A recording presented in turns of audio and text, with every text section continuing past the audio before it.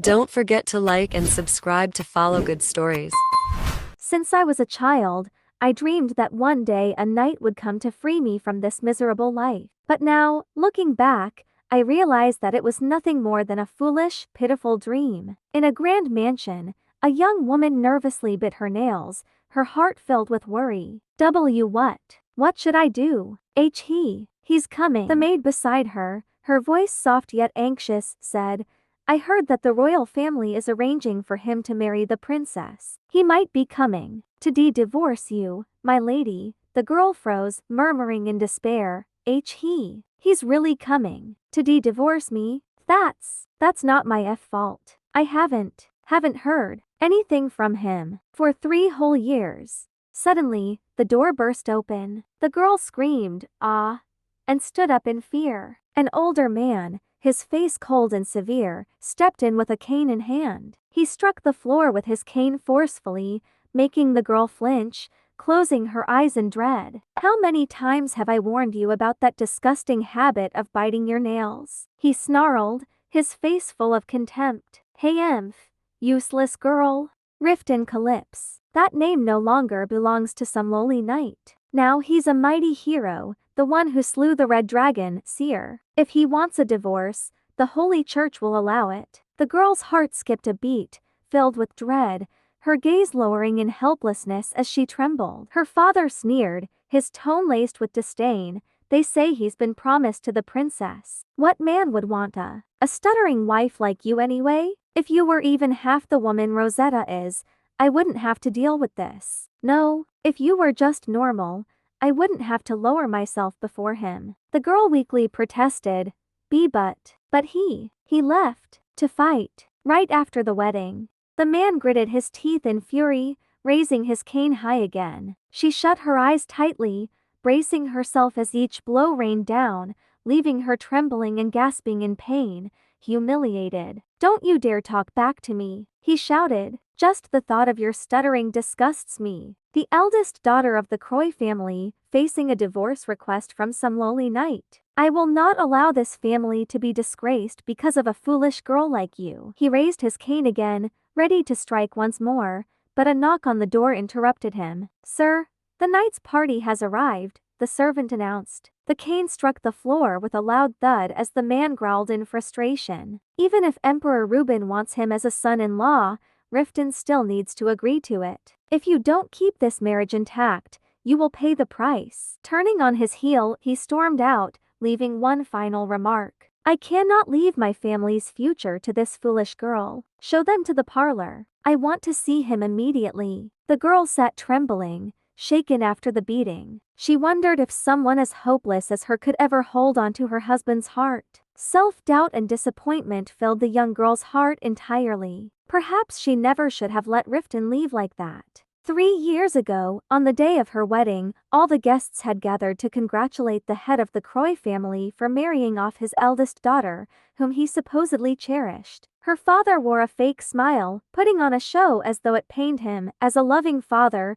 to let his daughter marry so early, even if it was for the good of the nation. Yet behind his back, the guests couldn't stop murmuring. They mocked the idea that a low-born commoner could marry a noble lady of a ducal family. This commoner must be incredibly greedy, they whispered, blaming the unsavory Riften Calypse, not the duke. In truth, it had been King Reven who assigned the Croy family the task of slaying the red dragon. However, her father pushed all the responsibility onto Riften instead. And to cement this scheme, he handed off his useless daughter, Maximilian Croy, her to Riften in marriage. It was unacceptable. Maxie flinched as she recalled the sneering whispers. A knight's curses had echoed through the crowd upon hearing that his commander was dragged into such a politically motivated marriage. She thought in that moment that her father had indeed trapped Riften. She dared not look him directly in the eyes. My lady, it is time for the wedding chamber,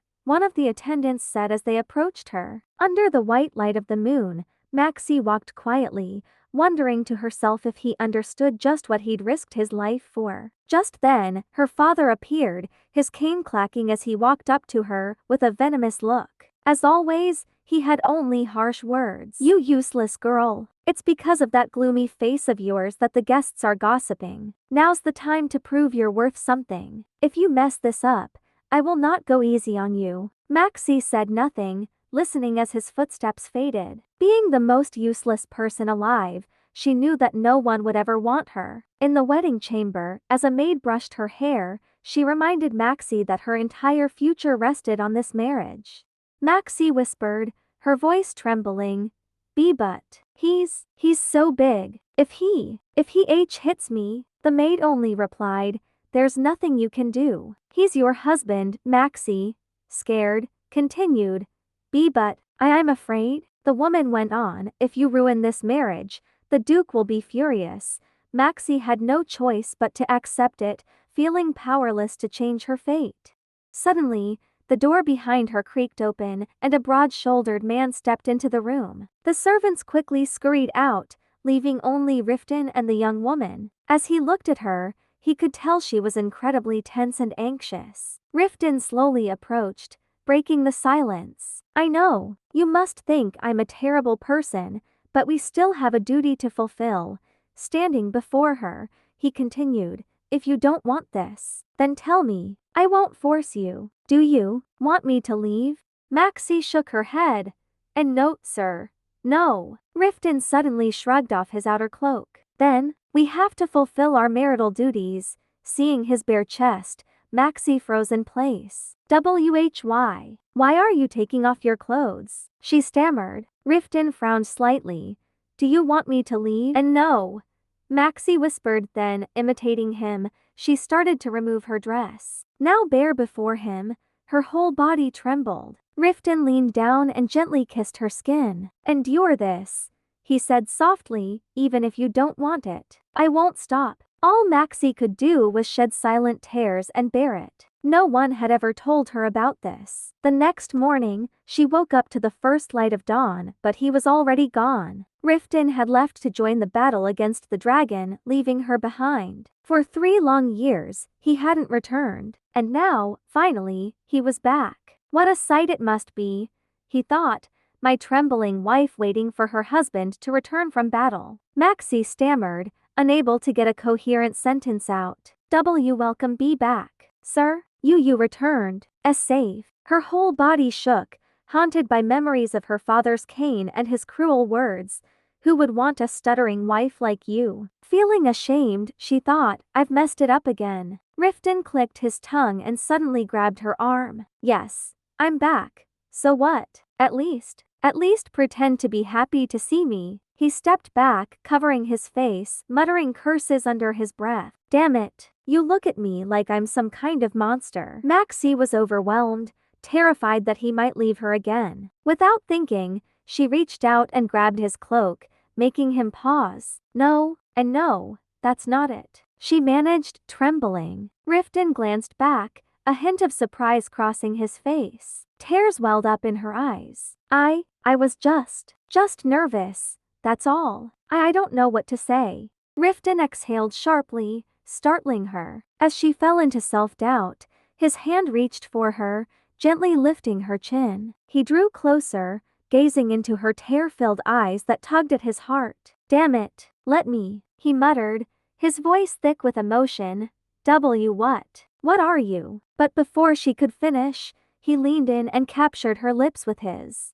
Maxie's heart raced as her husband's kisses grew deeper, memories of their first night flooding back. All she could think was how frightened she felt. Suddenly, a loud clatter from the hallway caught Riften's attention. He scowled and barked. "What are you looking at, skulking around like rats?" One of the knights muttered. "Sir, I didn't expect you to be doing this. In the parlor, of all places. I didn't think you'd be so shameless." "Get out," Riften growled. The knight scowled in return. "Your carriage is waiting, sir. You said you didn't want to waste time." Riften replied, "Tell them to wait there." Maxie was still blushing from their kiss. Was that really a marital duty? Could it be that he still considered her his wife? She stared at him, this big man sighing and awkwardly scratching his head. Suddenly, he glanced back at her, making her blush even more and look away in embarrassment. "Damn it," he muttered, frowning. I didn't mean to just pounce on you like that as soon as I returned. You heard him, right? We should get going. Maxie jolted, confused and anxious. Was he leaving? No, she couldn't let him go just like that. She reached out and grabbed his arm. Wait. We haven't properly talked yet. All she could think about was that if she missed this chance, her father would punish her severely. Riften looked at her, slightly irritated. Have the maids prepared your things? Tell them to only bring what's necessary. She jumped up, startled. And my things? Why? Why are? He shot her a cold look. Unless you want me to leave on my own? She immediately lowered her gaze, worried. And no, it's not like that. She thought to herself, did he really mean for me to come along? But where would we even go? Suddenly, Riften took her hand and started leading her out. Wait, where are we going? They stepped outside to find the knight's carriages ready. To my territory, where you belong now, he replied. Maxie had assumed they'd need her father's permission for her to move in with her husband, but Riften simply said, "You're my wife now." With that, he escorted her outside, without any regard for her father's approval. How could this be happening? Sitting across from her in the carriage was the towering man she was supposed to call her husband. She felt uneasy, worried about leaving without her father's consent and confused as to why Riften would take her with him now. Hadn't Emperor Reven suggested he marry the princess? Surely, Riften wouldn't pass up such a precious opportunity. Princess Inez was known to be the most beautiful and accomplished lady in the empire, with golden hair and deep blue eyes. She was also a renowned sorceress who had accompanied Riften in slaying the red dragon, Seer. Surely, he would want to marry someone like her, rather than a stuttering girl like Maxie. As her gaze landed on the mark left by Riften's kiss, Maxie blushed deeply, recalling their earlier encounter. Embarrassed, she turned away, scolding herself for letting her thoughts wander. But suddenly, her eyes sparkled as she looked out the window, taking in the breathtaking scenery of the forest. It was the first time she had ever left the castle, and from this distance, it looked even more magnificent. Noticing her excitement, Riften stayed silent, watching her admire the view. Suddenly, he let out a small grunt. Maxie snapped back to her senses, quickly averting her gaze and fidgeting, worried that she might have annoyed him. She glanced at him nervously, wondering if he was angry. After a pause, Riften spoke, his voice uncertain. Do you feel uncomfortable being here with me? Maxie shook her head quickly, and no, it's not like that. Riften's voice was cold. If not, then, do you want to go back? Her whole body trembled as she replied, and no sir. If I went back, father would kill me. I have to say something quickly. She stammered, it's just, this is my first time riding in a sea carriage for so long. Riften let out a sigh. I don't know much about you, and you don't know me either. But we're supposed to spend a lifetime together, yet every time you're near me, you're trembling like a leaf. Maxie blushed deeply. Spend a lifetime with you? Riften scowled. Aren't we husband and wife? That means staying together for life, doesn't it? Even a lowly commoner like me knows what marriage vows mean. Yet to you, they don't seem to mean anything at all. Flustered, Maxie replied, what? What do you mean? To me, it means everything. I never thought of it like that. Oh really? Riften's hand suddenly seized her wrist, his tone harsh. You stayed holed up at the Croy estate for 3 whole years without even setting foot in my land. The people from my territory came to fetch you countless times, but you refused to leave. To a duke's daughter like you, my lands might be worthless. But to me, Anatole means everything, and you have disregarded your duty there completely. Maxie tried to explain, her voice trembling. I didn't know. No one ever told me. Riften's voice grew louder. And what if you ended up pregnant? That child would be the heir to Anatole. But you. Suddenly, there was a loud thumping sound outside, and the carriage shook violently. Riften looked out the window, and a soldier reported, Sir, there's a horde of ogres approaching. Riften cursed. Damn it. Set up a barrier around the carriage now. Turning to Maxie, he instructed, no matter what happens, don't leave the carriage. The moment Riften stepped outside, the The sounds of clashing weapons filled the air. The horde was swarming closer, soldiers shouting as they engaged in battle. These monsters. There are too many of them. Hold them off. Even the commanders are here. Riften's sword flashed in a wide arc, cutting down an ogre in front of him. Inside the carriage, Maxie clutched her ears, trembling with fear. Suddenly, a hulking shadow appeared right in front of her, the snarling face of an ogre. Her face went pale as she gasped, "A monster!" In a panic, she backed away, accidentally opening the carriage door and tumbling onto the ground. He told me to stay inside." But before she could gather herself, another ogre rushed toward her. "Madam, quickly, get back in the carriage. We've set up a protective barrier around it." A soldier called to her. Stammering, she replied, I didn't mean to. The carriage shook and The soldier urged her, "If you stay out here, they'll catch you." Maxie trembled, desperately searching for somewhere to hide as the Knights of Anatol continued their bloody battle nearby. Suddenly, a massive shadow loomed before her, a gigantic ogre, towering above her, ready to crush her underfoot. Maxie squeezed her eyes shut. "I'm going to die." But just then, there was a sharp slash. When she opened her eyes, Riften had already dispatched the ogre, sending it crashing to the ground. Her face pale and breath labored, Maxie felt the world spin before she collapsed. "Maxie!" Riften's voice boomed in the distance. Half conscious, she could hear someone calling her name.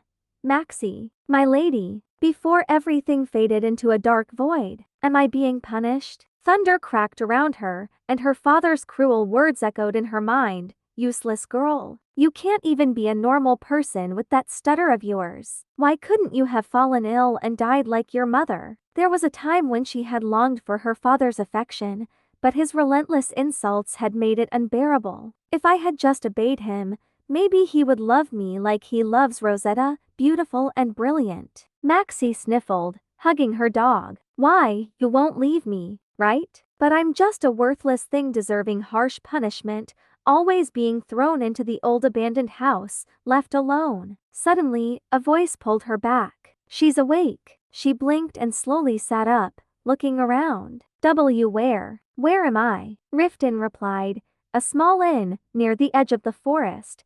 He gently patted her head, adding, "Since you fainted, we left the forest and came here. Our plans have been delayed because of it." "But you didn't faint because of the ogres. You fainted because of me." "Huh?"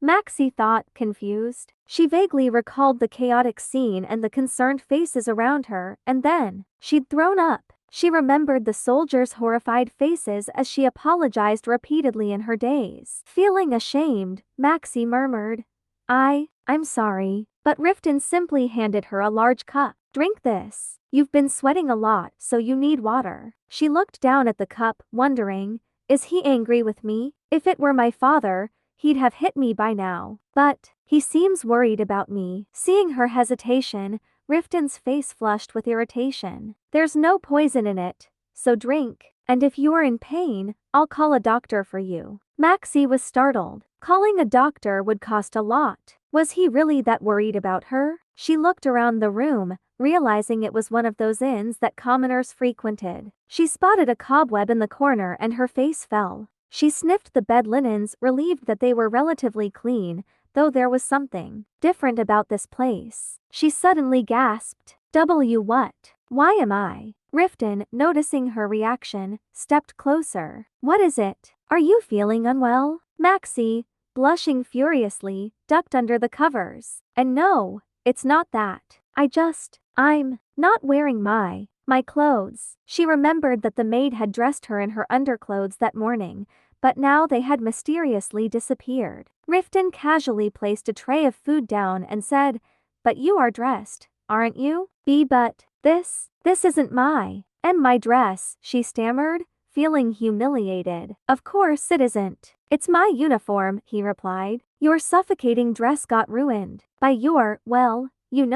so I had it cleaned. The maids will bring it back when it's ready." Riften glanced at her, his face a bit red. "There's no point hiding. I've already seen everything when I was cleaning you up. Who do you think changed your clothes?" Maxie stammered.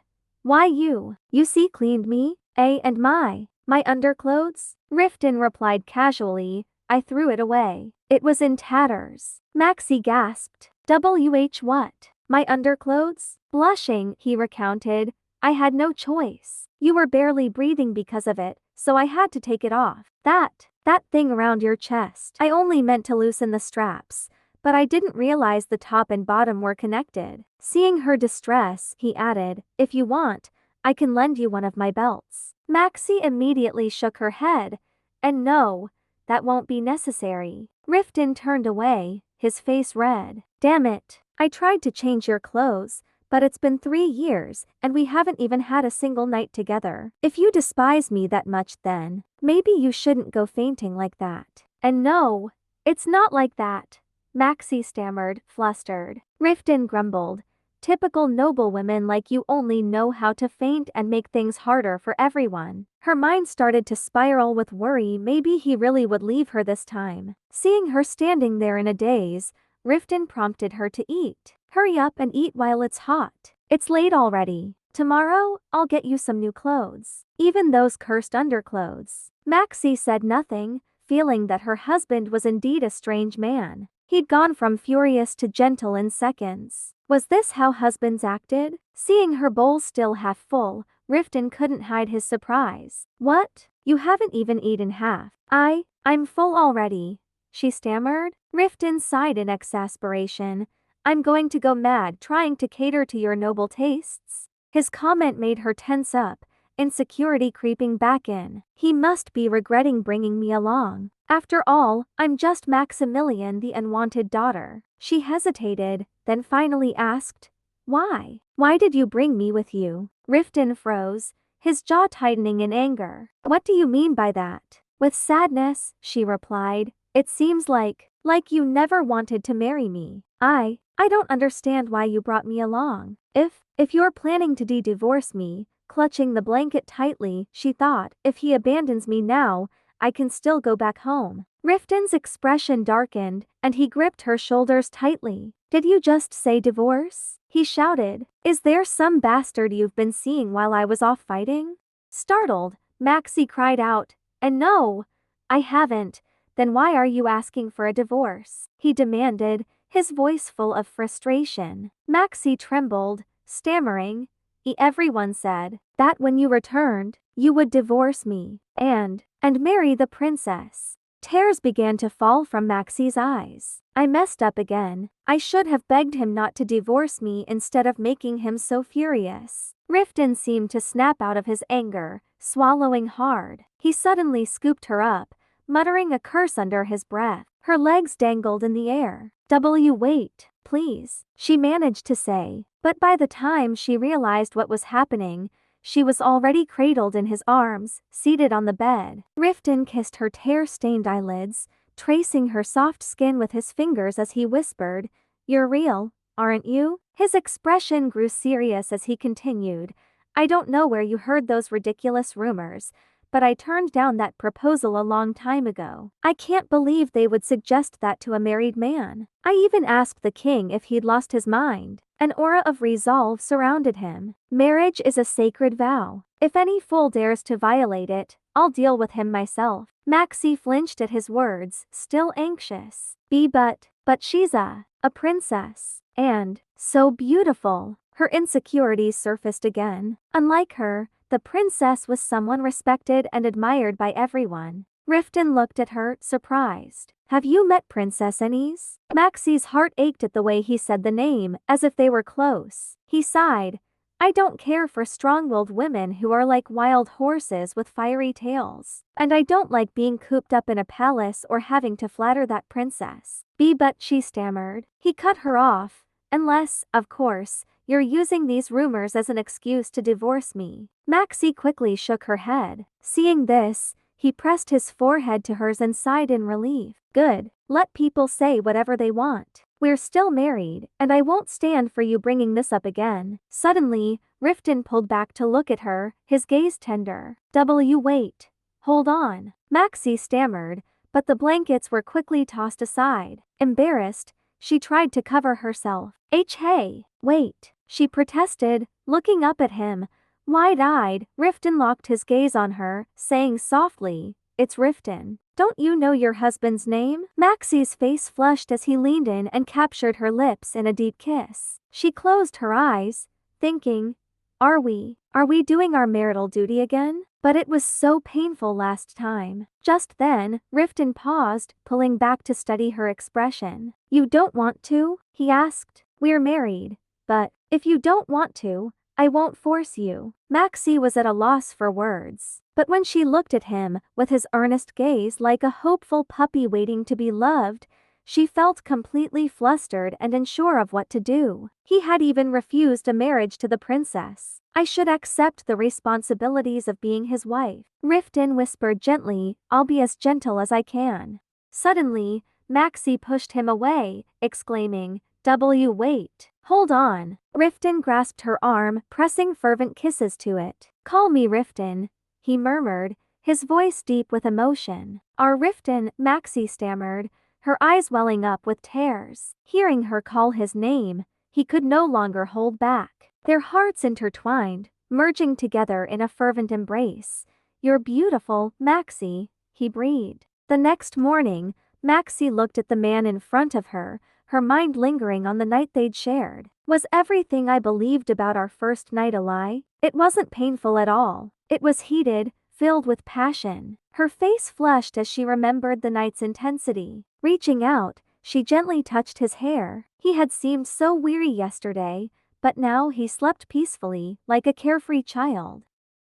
She thought, "He said he suffered when he left me 3 years ago, that he only thought of me while he was in that hellish place. And when he held me last night, it was as if I melted into his arms." Could he really have meant it? Did he truly feel that way about me, even when we were forced into this marriage? Just then, Riften's eyes fluttered open, surprising her. Maxie quickly turned away, hiding her embarrassment. "Our Riften, it's morning." In one swift motion, he pulled her close, wrapping her in his arms. "Yes, morning already," he murmured, nuzzling against her. "I've been waiting for you to wake up. It almost killed me." Blushing, Maxie realized he hadn't slept at all. He kissed her soft skin and asked tenderly, "Are you in any pain?" She stammered, "And no, not at all." "And how did you feel last night?" he asked, his gaze warm. Maxie's face turned bright red. She was about to answer when he kissed her,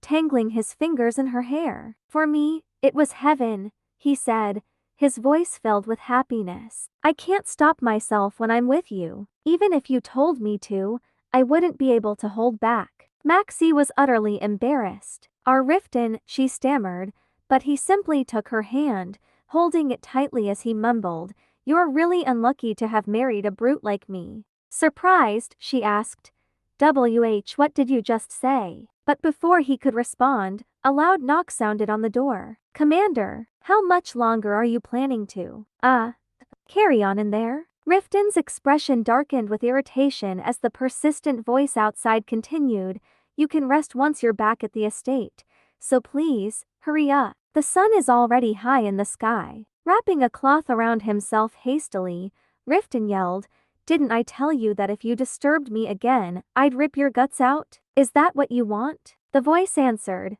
"But you must get to the capital as soon as you return to the estate." Riften snapped, "I already said we're delaying the schedule by a day. Are you going to die if we don't leave right now? Just send the carriage ahead." Remembering his words, Maxie wondered, was it truly just a marital duty, or, what am I even thinking? I should be grateful he brought me along. And he's already delayed everything because of me. I need to hurry up so no one else has to wait. Just then, there was a knock on the door and a maid respectfully announced that she'd brought the attire Riften had requested for her. Moments later, Maxie was dressed in a stunning crimson gown more beautiful than anything Rosetta had ever worn. But as she tried to reach the laces at the back, she froze, flustered. "I didn't realize dressing myself would be this difficult." She recalled how the maid had proudly mentioned that her husband had even bought her undergarments to go with the dress, causing Maxie to blush deeply. She had immediately insisted on dressing herself without help. Suddenly, Riften entered the room. "Maxie, are you ready yet?" From his vantage point, He could see how beautiful she looked in the red dress. Sorry, I made everyone late, but my dress, she said, fumbling. Riften quickly looked away, trying to hide his flustered expression. Don't apologize. I had no idea you'd struggle so much getting dressed. Riften approached her, offering gently, let me help you with that. Maxie, flustered, replied, thank you. Riften murmured, I bought it in a hurry. You probably don't even like it. When we get back to my estate, I'll make sure you have dresses that suit you better. Maxie's heart fluttered. How could I dislike it? Compared to the dresses I had back at the Croy estate, this one feels so luxurious. She remembered how, in her youth, her dresses were always cut from leftover fabric after Rosetta's gowns were made, and how the maids grumbled at her for growing too quickly, thinking she was a nuisance. I'm not a true noblewoman, not like he imagines. If Riften finds out, he'll probably be disappointed. Seeing Riften's genuine care and desire to give her the finest things, Maxie decided she'd keep her past to herself. Finally, the two made their way to the gathering spot. The soldiers around them muttered and exchanged glances. One of them commented, I thought they'd only show up after sunset. Sure are enjoying themselves, huh? The sun's already at its peak. Riften, irritated, barked, shut your mouth. The blonde knight from the previous day added sarcastically, what's the big deal? She's just the Duke's daughter after all. Riften's anger flared. I told you to keep quiet. As the carriage set off, Riften leaned close to Maxie and reassured her, don't pay attention to those rough men. They may have a grudge against your father, but you're no longer part of the Croy family. You're Lady Calypso, now my wife. I'll make sure they learn to be more respectful. Maxie understood why the soldiers resented her. Her father had forced them into battle, and she couldn't help feeling guilty. Seeing her sadness, Riften scowled, his expression fierce and intimidating, like a panther baring its teeth. Those idiots. I'll deal with them one by one if I have to. Maxie's heart swelled, touched by his protectiveness. He's even angrier than I am. He really is a strange man, but I don't feel afraid of him anymore. What is this feeling stirring inside me? Noticing her gaze, Riften said, you know, this is the first time I've seen you smile. Maxie blinked in surprise. Huh? Riften, slightly embarrassed, cleared his throat and barked loudly to the soldiers. What's taking you all so long? Get moving already. Maxie thought to herself that just having him by her side was enough, but now, she found herself longing to stay with him even more. The noise around her was loud, but Riften stepped out to investigate, finding the blonde soldier arguing with another man. Riften calmly interjected, lower your voice. We're still on the Croy estate, don't give that old man a reason to cause trouble. The blonde knight glanced over with a grumble. Do we really have to be that careful? Maxie saw the look of resentment in his eyes, which made her flinch, but the knight eventually turned away, lowering his voice. Fine, but don't blame me when your coin purse starts running dry. Maxie looked down, thinking, if I were Rosetta, the guards would have let us leave my father's estate without any hassle. Riften, noticing her discomfort, asked, what about a place to stay for the night? The soldier replied, with the harvest season underway, everywhere's crowded with supplies and merchants. I barely managed to secure a place for us to rest. Riften frowned. Can't you arrange a private spot for my wife? I'll make sure you're well rewarded. But just then, Maxie placed a gentle hand on his arm. I don't want to stay alone. Riften stood there, stunned for a moment, as did the rest of his men, all blushing and fumbling awkwardly. I'm starving. Let's head over there for a quick rest. Pardon, but where's the clean water around here? One of them mumbled, shuffling away. Riften, equally flustered, cleared his throat. Well then, let's go. That night, they gathered at a cramped storage barn. Riften called her over. Maxie, come sit with me. She looked at her husband, who was tending the fire, and glanced around, wondering, what if there are mice or bugs here? Riften, noticing her hesitation, reassured her, don't worry. It might be a bit dusty, but there aren't any mice here. With Riften nearby, Maxie felt a sense of warmth and security she hadn't experienced before. Maxie looked down, mumbling, and no, it's not that. She chastised herself, worrying, What if he thinks I'm picky or difficult? A moment later, a steaming bowl of potatoes was set in front of her. Eat up, but be careful, it's hot, Riften said. Maxie picked up a potato and took a bite, her eyes widening at the delicious flavor. Riften watched her with a small smile, clearly pleased by her reaction. He handed her another potato, saying, "Have another." Blushing, she replied, "And no, you should eat too, our Riften." In a low voice, he insisted, "Just take it," Maxie stammered. "Thank you." For the first time, someone was sitting beside her, giving her food like this. The potatoes tasted better than anything she'd ever eaten at the Croy estate. When night fell, the group lay close together to sleep, but Maxie couldn't relax with Riften beside her. In a hushed tone, she called out, "Our Riften." He whispered back, "Everyone? Everyone's around us," she murmured, embarrassed. Riften didn't seem to care, moving even closer to her. "No one will notice. Just stay close, it's cold. And no, I'm fine, really. Please move a bit farther away," she stammered. In response, he pressed a kiss to her neck. Nearby, the soldiers were clearly uncomfortable, sweating and unable to sleep. "Sir, don't you see we're all a bit embarrassed? Could you keep it down a little?" Riften shot back gruffly, "Mind your own business and shove off." Ruth, the blonde soldier, responded, "I'm not here to interfere with you, so please, let's keep things calm." Riften growled, "Hurry up and scram," and handed her a glowing object. "Here, take this, it's a magic stone that will keep you warm." Maxie's eyes widened. That's for me?" Ruth, noticing Riften's jealous glare, answered, "Of course it's for you. These guys here could probably sleep outside in the snow with nothing but their underwear, but my lady needs something better. I heard you don't have the best health, so if you catch a cold, I'll be the one suffering for it, you know. Just a precaution." Maxie beamed at him. "Thank you, Ruth." Flustered, Ruth scratched his head and muttered, "I'm no knight, just a mage. Just call me Ruth, my lady." Riften, seeing them growing familiar, scowled and quickly shooed Ruth away. That night, the room grew quiet, filled only with their even breathing. Maxie held the warm magic stone, thinking, "I didn't think I'd be able to sleep tonight. But this warmth, this is what it feels like to share warmth with someone else." Her drowsiness overtook her, and she drifted off to sleep. Over the next several days, Maxie grew used to camping outdoors, but Riften began to avoid her, keeping his distance. "The carriage is small, and you have a lot of luggage, so sleep on your own," he'd say. When others set up camp or when she offered to share food with him, he'd find an excuse to keep his distance, often taking the night watch and sleeping on the cold ground.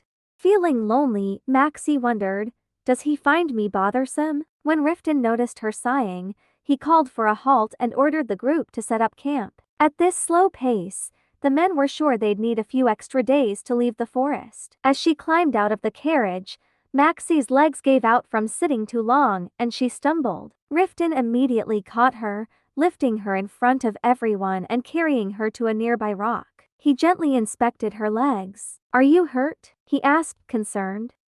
"And no, I'm fine. You don't have to," she began, but Riften cut her off. "That's your habit, isn't it?" he said. What do you mean?" she replied, confused. While he massaged her ankles, he added, "The only thing you ever say is that you're fine." Blushing, she insisted, I really am fine. I'm sorry for being a burden." Riften froze, looking at her in confusion. "Why would I ever see you as a burden?" he asked. Maxie replied, disheartened, You keep telling me to sleep alone. I thought maybe I was bothering you." Riften sighed deeply, lowering his head. "You are too much." Without another word, he suddenly stood, pulling her along with him. Wait. Where are we going?" she stammered. He led her straight ahead, stopping only when they reached a large tree. He gently pressed her back against it, standing closer to her than ever before. Riften sighed, "I'll be the death of myself because of you." Suddenly, he pulled her into his arms, pressing his body against hers. "Do you have any idea how hard it is to be near you?" Maxie realized what he was implying, her face turning as red as a strawberry. So, if you don't want to make it harder on me. Riften trailed off, cheeks flushed. I don't avoid sleeping next to you because you're a bother. It's just me, and with that, he left the room, reminding her to hold on tight because the road ahead would be bumpy. Outside, a bearded soldier chuckled as Riften walked past. Done already, Chief? That was quick. Riften scowled, snapping, shut your mouth and get ready to move. As they set out, Maxie felt relieved. Riften didn't find her bothersome at all. Soon after, Riften asked her to ride with him as they needed to take a shortcut. Maxie hesitated, stammering her agreement. He gently instructed her, the path ahead is rough. If you get tired, lean on me. Maxie's heart raced as she mounted his horse, telling herself to hold on carefully so she wouldn't fall. Along the way, she overheard that Riften would need to visit the royal palace as soon as they returned to Anatol. The bearded soldier from before mumbled, glancing off to the side, "Ugh, another detour. We're already running late. It wouldn't be good to keep King Reuben waiting." Hearing this, Maxie lowered her head, feeling guilty. "Oh no, they're behind schedule because of me." But Riften replied calmly, "We can't control the weather. It's not a big deal." The blonde soldier spoke up, "Chief, are you really going to ignore the king's summons just because of some rain?" Riften glared at him, grumbling, "Shut your mouth. We'll only be a little late. It's fine." "But we've wasted enough time on trivial things," the soldier insisted. Riften growled, "Watch your mouth, Uzel." Suddenly, a scout called out, "Commander, there are 5 werewolves ahead." Maxie gasped, "Werewolves?" Before she could gather her thoughts, the soldiers were already charging into battle. Riften dismounted, turning to her with a gentle warning, "I'll be back soon. Keep your eyes closed, okay?" "Commander, above you," shouted one of the soldiers. Riften's sword flashed through the air with a powerful strike, and a loud thud followed. Maxie opened her eyes to find a werewolf lying lifelessly in front of her, sliced clean in half with a single blow. The archer marveled, "Wow, those black werewolves can go invisible. There could be more around, so we need to hurry." Riften turned to Maxie, saying, "Hold on tight, we're picking up the pace from here." With that, the group sped forward as the sun began to set. Riften called for a brief halt as they neared their destination, pointing into the distance. "Maxie, look there." Her eyes sparkled as she gazed at the towering castle on a high mountain, surrounded by a sprawling village and farmlands below. "That's Anatol, my territory. Most of the residents here are mercenaries, miners, and farmers. The land isn't very fertile, so the people mainly rely on raising livestock like sheep and goats. It may not look grand from the outside, but it's spacious within." Maxie replied, "It doesn't look desolate at all. It's like a magnificent fortress." Riften suddenly apologized, "It's not as splendid as the Croy estate, and there are monsters outside the walls. But don't worry, the walls are high, and no creature can get through." Maxie shyly reassured him, I'm not worried." Ruth, the mage, chimed in, "If you knew how much we spent on those walls, you'd feel safer, my lady. But we've been away from the castle for a while, so who knows?" Riften scowled, "Ruth, if you don't shut your mouth, I'll tear down your precious wizard tower." The bearded soldier grumbled, "Chief, can we please get moving? I'm starving, and everyone's thirsty too." Riften replied, "All right, let's go." The troop made its way through the gates of Anatol, beneath a billowing green flag emblazoned with a dragon. "We are the Dragon Knights. Open the gates." Riften called, and as the gates lifted, they were greeted with the cheers of the townspeople. "Ross W. Grew! Ross W. Grew! Hail to Calypse, the valiant knight who defeated the Red Dragon. Our protector and lord, long live our guardian, Calypse." Maxie could see how joyfully the people welcomed their lord home. The warm and happy scene was a stark contrast to the cold atmosphere of the Croy estate, where servants only obeyed her father in fear. But what were these girls dressed so provocatively doing here? As Maxie stood, stunned by the cultural shift, the bearded soldier was practically glowing with excitement. The people of Anatol had already begun celebrating, having heard of their lord's victory. Riften pulled Maxie close, whispering, "I need to head back to the estate, but you all go ahead and enjoy the festivities."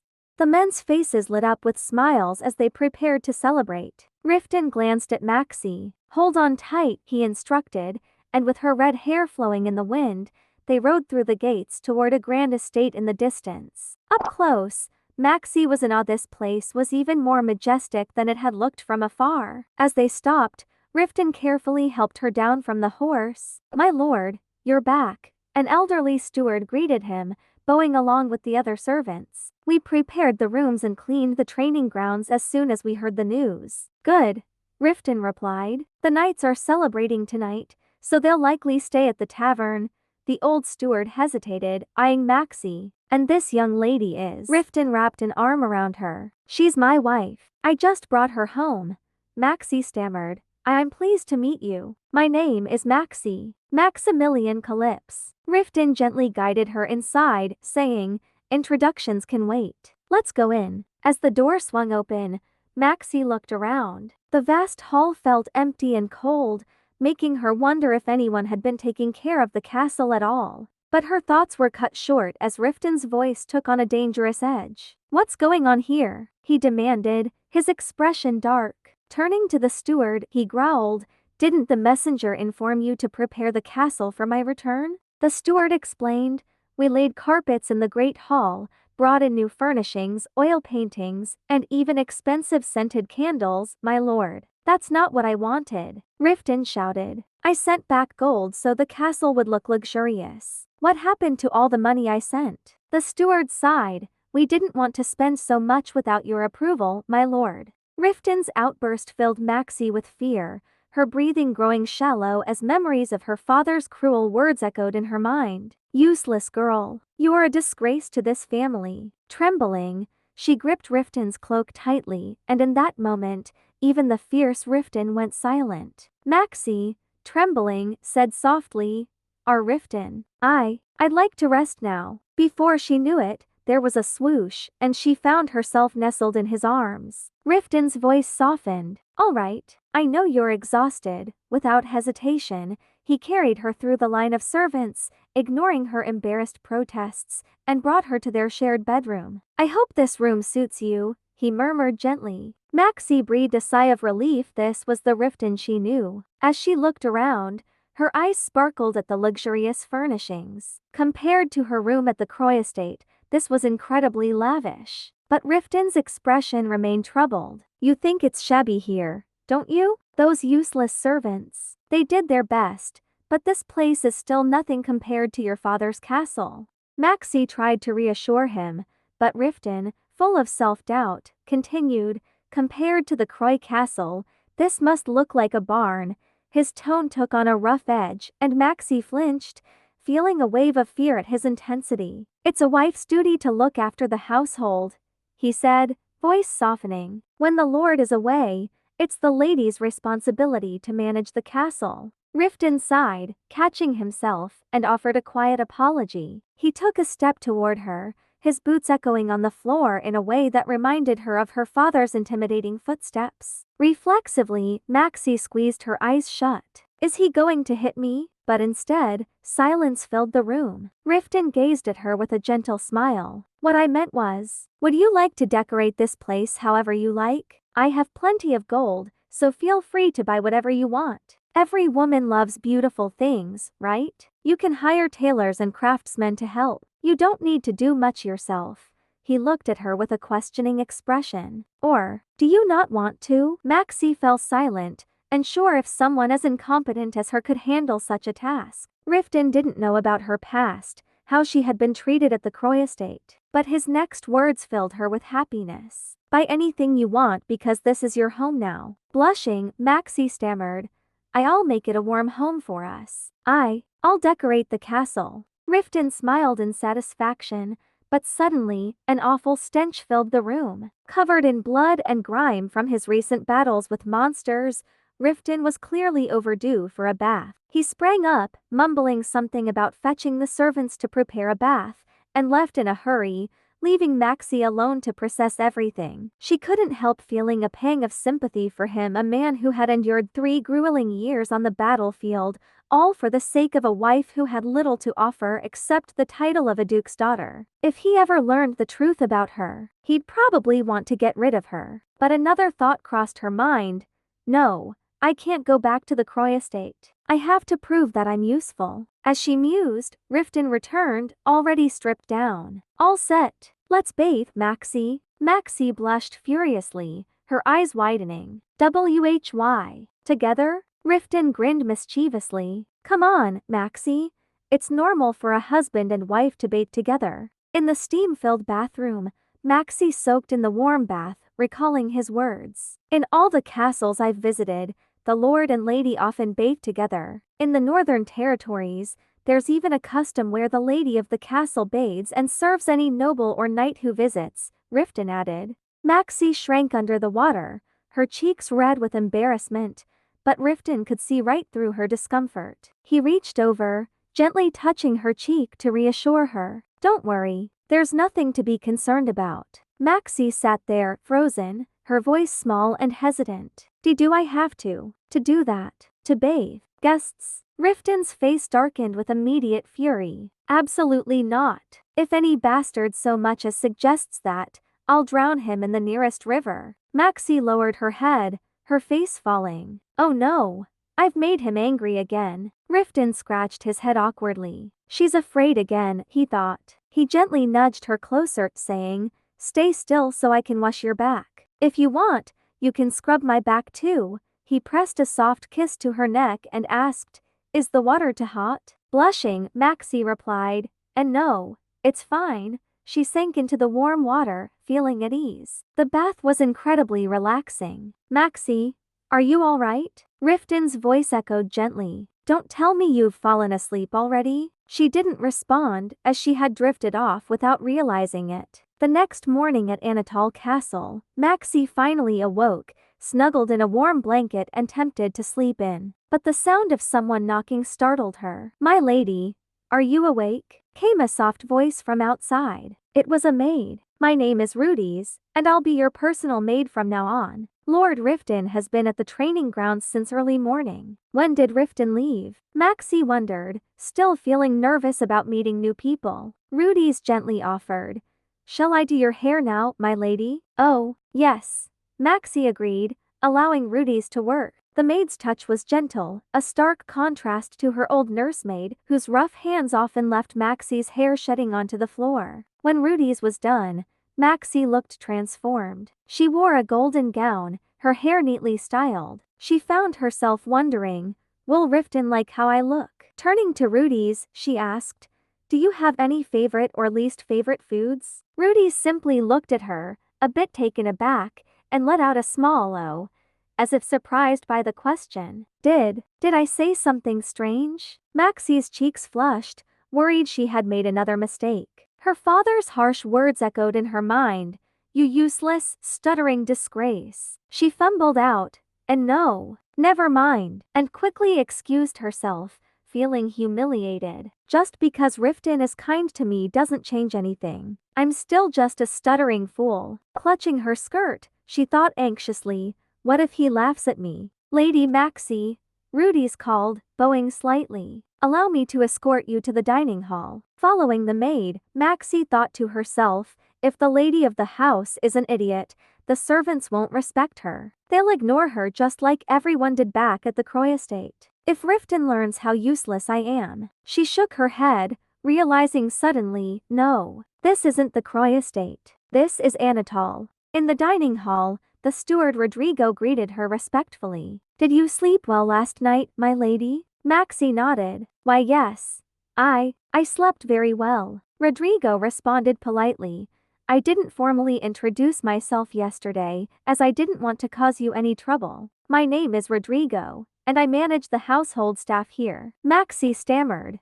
It's a pleasure to meet you, Rodrigo added. I will do my best to serve you well. If there's anything you need, please don't hesitate to let me know.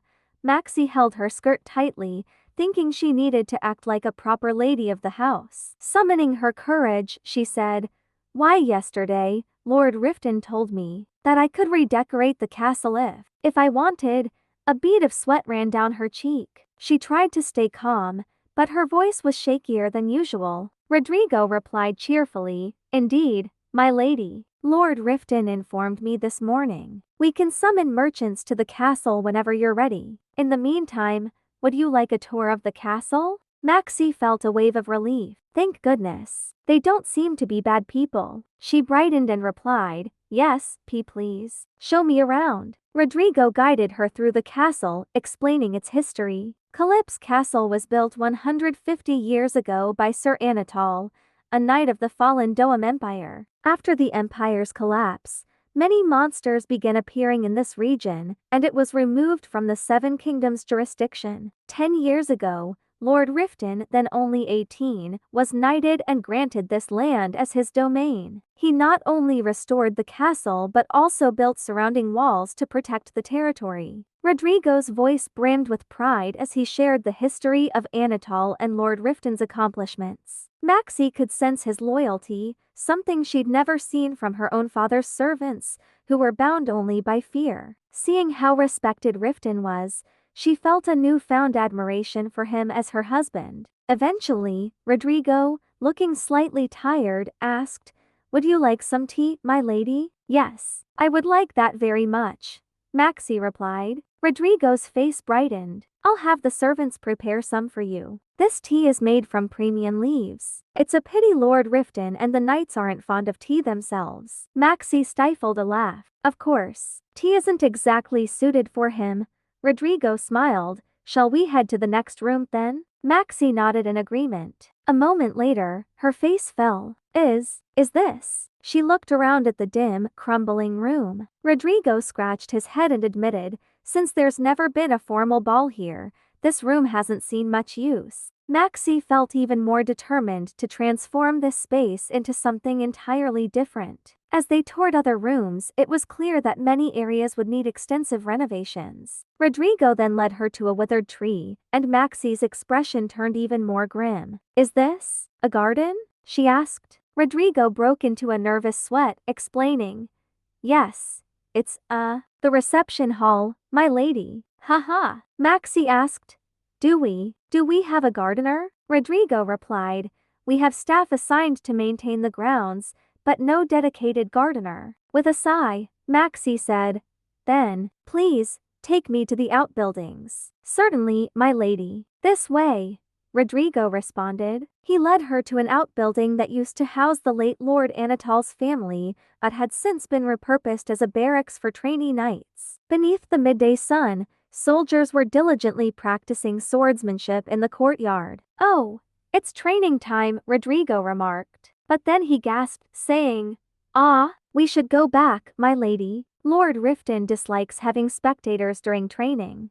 Understanding, Maxie nodded. "All right, then let's go back." As they turned away, Riften continued his rigorous training session with the soldiers, his commanding voice ringing out, "Don't think you're getting any rest just because the expedition's over. Complete today's targets, or else." The soldiers shouted in unison, "Yes, sir." 3 of Riften's knights sighed, exchanging weary glances. "What happened to him last night?" One murmured, "The day's barely started, and he's already pushing us to our limits. Did someone upset him?" Just then, Riften caught sight of Maxie nearby. She looked absolutely beautiful, and his heart softened. The 3 knights noticed her as well, but suddenly, Riften seemed to radiate a softer aura, as if flowers were blooming around him. The knights, horrified, whispered, What's happening here? I'd rather face monsters than deal with this." Blushing, Riften quickly turned to look at Maxie again,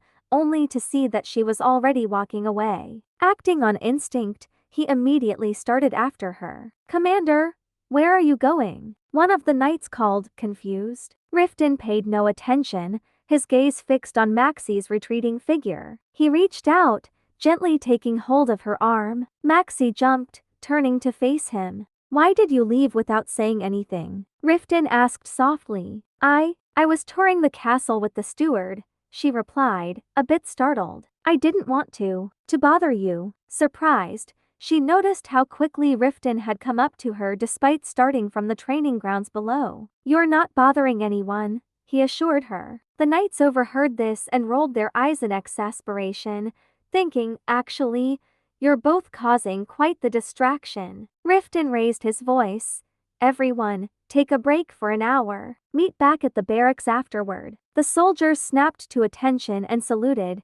Yes, sir. Taking her hand, Riften said, let me show you around. Walking hand in hand around the castle grounds, they both felt a shy warmth. Maxie glanced at his large hand enveloping hers, feeling flustered as memories of the previous day returned, making her cheeks burn. Riften noticed and asked, is something wrong? Looking down, Maxie mumbled, I'm sorry. Yesterday, I must have been a burden to you. Confused, Riften replied, a burden? Why would you think that? Though his expression was slightly troubled, he offered her a reassuring smile. There's no need to apologize. You were exhausted from the journey. But, you were tired too, Maxie stammered. You did the most work. Riften cleared his throat. Instead of being tired, I feel more energized. Maxie blinked in surprise. What did you say? Her face turned bright red as Riften, embarrassed, turned away. Nothing. Let's keep going. At one of the castle towers, Riften showed her the expansive view surrounding the castle. With these fortified walls, no enemy could ever break through, he said proudly. Maxie noticed something in the distance and pointed. What's that over there? That's Ruth's tower, Riften replied. It's close to the mountain, so it's convenient for long-range magical attacks. But don't go near it. Ruth has set up a lot of magical circles, and you might run into trouble. Maxie's eyes sparkled with interest. A lot of magical circles? Really? Seeing her excitement, Riften felt a twinge of jealousy, his expression darkening. There's no need for you to be interested in that, he muttered. Oh, of course. Maxie responded quietly, a bit crestfallen. Seeing her disappointment, Riften silently berated himself. Am I boring you? I'm not very skilled with women, you know. Maxie shook her head quickly. And no, you're not boring at all. But internally, she doubted herself. He's probably just being polite. Surely he finds me annoying, she thought, clutching the edge of her dress. She recalled the first time they met at the Croy estate, where she, like the other girls, had been in awe of him. Surely he was very experienced with women. Seeing her nervous, Riften stepped closer and asked, what's wrong? Oh, it's just a little cold, she said, trying to hide her discomfort. Riften pulled her close, murmuring, you should wear thicker dresses. Anatole is colder than your home. Maxie's heart pounded at his gentle gesture, but she shyly pushed him away. I'm fine. The wind's not too strong, and the sun is still warm. Riften paused for a moment, his gaze lingering on her. Do you like this dress? He asked. Yes, I do, she replied, flustered, almost admitting she had never worn anything so beautiful before. Riften's voice softened. Soon, a tailor will visit the castle. You can have as many dresses as you want. I'll buy you anything you desire. Maxie bit her lip, thinking, this doesn't seem like the behavior of a man who doesn't know how to treat a woman. He's the most charming man I've ever met. She looked away, her face red. Is this how you always are? You keep telling me you'll buy me anything I want. Riften frowned slightly. I'm not just saying that. I told you before that I'd make sure you could live in luxury here, just like back home. Maxie's heart ached at his words. She avoided his gaze, asking softly, Can we go back and rest now? Are you tired? Yes, she replied. Riften gently took her hand, and Maxie hesitated before letting him lead her. Maybe I can stay here a bit longer, she thought. He said this is my home now. The storm is waiting ahead, can they overcome it together? Remember to like and subscribe to the channel to follow the series Under the Oak Tree. Don't forget to like and subscribe to follow good stories. A while later, Maxie returned to her room while Riften headed back to the training grounds. I need to return to the training yard, but I'll see you at the banquet tonight, he told her. Maxie felt a spark of anticipation at his words. Later, Rudy's arrived with a warm cup of ginger tea, concerned Maxie might catch a chill from the tower's height. Maxie felt her spirits lift. Rudy's was incredibly considerate, and her tea warmed Maxie's whole body. After a moment, Rudy's hesitated and then bowed. I am sorry for my mistake this morning, my lady. Please forgive me. Maxie smiled warmly. No, it's fine. I didn't feel uncomfortable at all. I'm happy to have your help from now on. Rudy's eyes filled with tears of joy. After all these years of serving only muscle-bound knights, I finally get to care for a lovely and kind lady. Gripping Maxie's hands, Rudy's vowed, I'll do my best to take care of you. Maxie felt a surge of happiness, realizing the people here, like Riften, were hard to read but genuinely kind-hearted. Rudy's then asked eagerly, My lady, will you attend the night's banquet tonight? Would you like to change into a special gown? Maxie blinked in surprise. Change into something else. Yes, Rudy said enthusiastically. This is your first appearance as the lady of the castle. You must make a lasting impression on the knights with your beauty.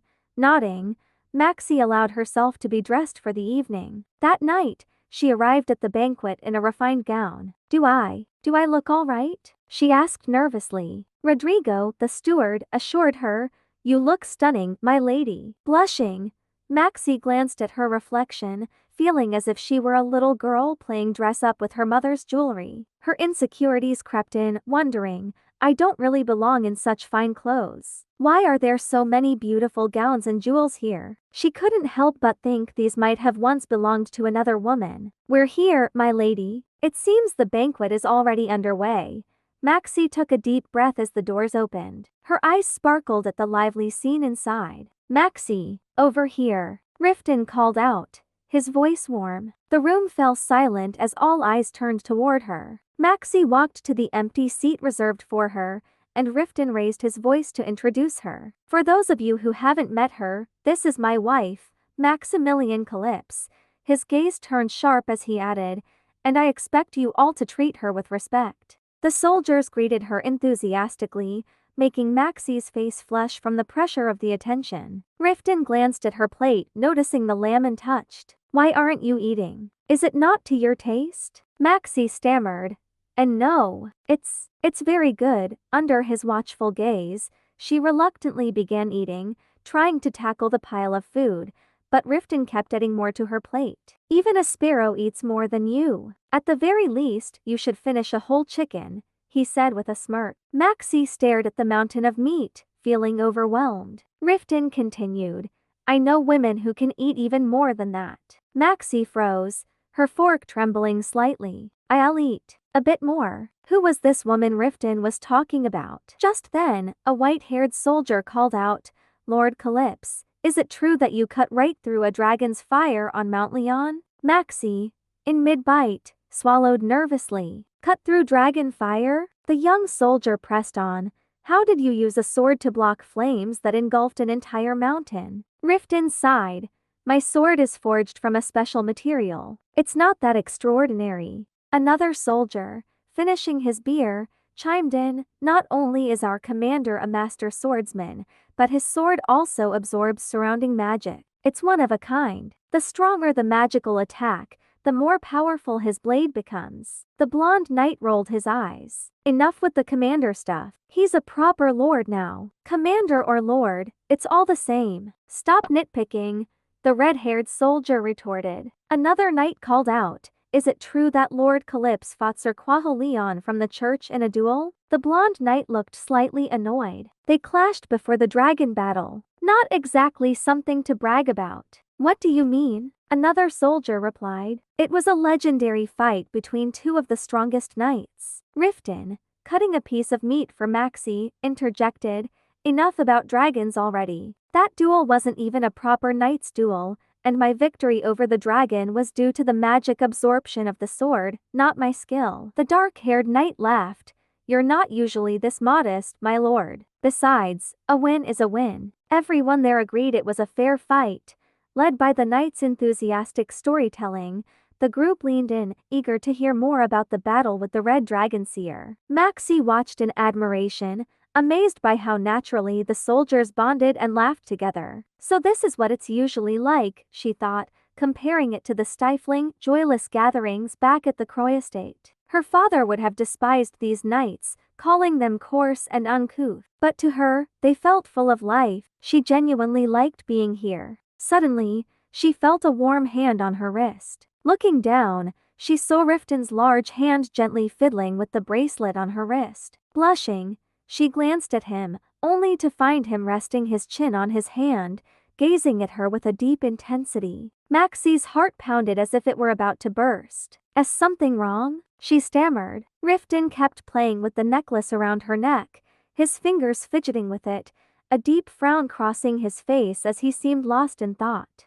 Suddenly, he wrapped his arms around Maxie, pulling her close. Her eyes widened in surprise, her face turning bright red as his arms tightened around her, and his touch made her blush deeply, feeling shy. "Our Riften," she stammered, but Riften stiffened, abruptly stood up, and announced loudly, "It looks like my wife has had a bit too much to drink." The soldiers, catching his drift, chuckled knowingly. "I'll take her back to rest," he continued, grabbing Maxie's hand and leading her away. She let herself be pulled along, utterly flustered. One of the knights murmured, "Isn't it the commander who seems drunk though? Seems like the Lord will be busy tonight." Another knight chuckled. "Guess we'll party until dawn." The bearded knight's remark earned him a stern glare from Riften. "If you're sober enough to run your mouth, keep drinking. And if you're still breathing in the morning, I'll make sure you're crawling on the training grounds." Riften slammed the door behind him, leaving the knight pale and speechless. "Might as well drink myself to oblivion," he muttered. "There's no surviving tomorrow." Down a quiet corridor, Maxie gasped softly as Riften leaned in and kissed her passionately. She pulled back, breathless, as he whispered, "I've been holding back all day. It was hard enough to keep my composure, and then I see you looking at those other men." His jealousy bubbled over as he captured her lips again in a fervent kiss, and the only sounds in the empty hall were their mingled breaths. His hand slid along her smooth thigh, and Maxie stammered, "Our Riften, not here." He brushed a kiss along her delicate shoulder, murmuring, "I've dreamed of holding you like this." Suddenly, with a swift motion, he lifted her off her feet and carried her down the hall. "Our Riften, slow down," she squeaked. Riften muttered under his breath, "Damn it, why are there so many stairs in this castle?" He kicked open the bedroom door and they tumbled onto the bed together. I'd like to bathe first," Maxie stammered, her face flushed. Riften sighed, grumbling, "If you fall asleep again, I'll just wash you myself." Leaning in closer, he whispered, "I think I'll go insane if you don't let me." The soft fabric of her white dress fell to the floor as Riften's warmth spread through her, his kisses igniting every nerve. Memories of harsh words from her past suddenly surfaced, the cruel voice of her father whispering, "You're nothing. Worthless." Tears blurred her vision as she clung to Riften, who kissed her hair and murmured, "It's all right, Maxie. I'm here." The next morning, the first spring rain fell over Anatol Castle. Riften remained beside her, affectionately running his fingers through her fiery hair. Blushing, Maxie whispered, "My hair, it's always such a tangled mess." She remembered her nursemaid's complaints, always berating her hair as impossible to manage, an unruly mass of frizzy curls. But Riften only smiled, brushing a strand from her face. "I like it loose, like this. Your hair looks like sunset clouds. It's beautiful." Maxie found his preferences odd, his appreciation for what she had always considered imperfections. "Why don't you just stay in bed today and rest?" he suggested. "It's raining anyway, so there's no reason to go out." "But, you're going outside, aren't you?" she replied, her face flushing again. Riften scratched his head. "No, you're tired, and you said you were sore, so." Maxie's face turned crimson, and she pulled the covers over her head, mumbling, "Our Riften." With a soft laugh, Riften finished getting dressed in his armor, then opened the door, saying, "All right, I'll see you later." After he left, Rudy's arrived to brush out Maxie's hair. "Would you like to style it as we did yesterday, my lady?" Rudy's asked. Remembering Riften's preference, Maxie replied, "No, just leave it loose today." Rudy's nodded happily, and after helping Maxie dress, she asked to visit the library and requested that Rudy summon the steward. Though Riften had advised her to stay in her room, she wanted to take advantage of the opportunity. Unlike the decorative books in the Croy estate, Anatol's library contained rare volumes, including texts on the ancient Doam Empire. The steward Rodrigo welcomed her with enthusiasm, and Maxie resolved to start from the basics. In the days that followed, while Riften left at dawn to train the soldiers and inspect the defenses, returning late each night, Maxie familiarized herself with managing the castle by reviewing the account books. Her first official task as the Lady of Anatol was to meet with a merchant delegation. Nervous,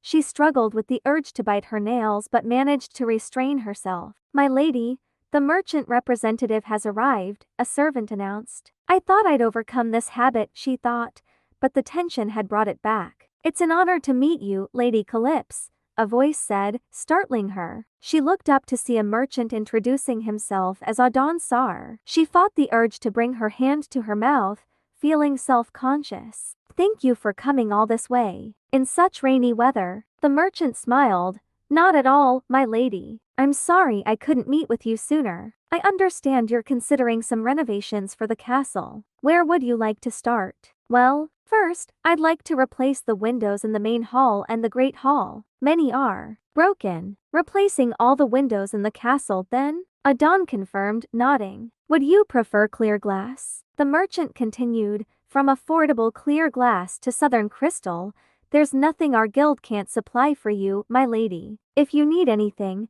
just let us know. Would you like to see samples and choose?" Maxie stammered.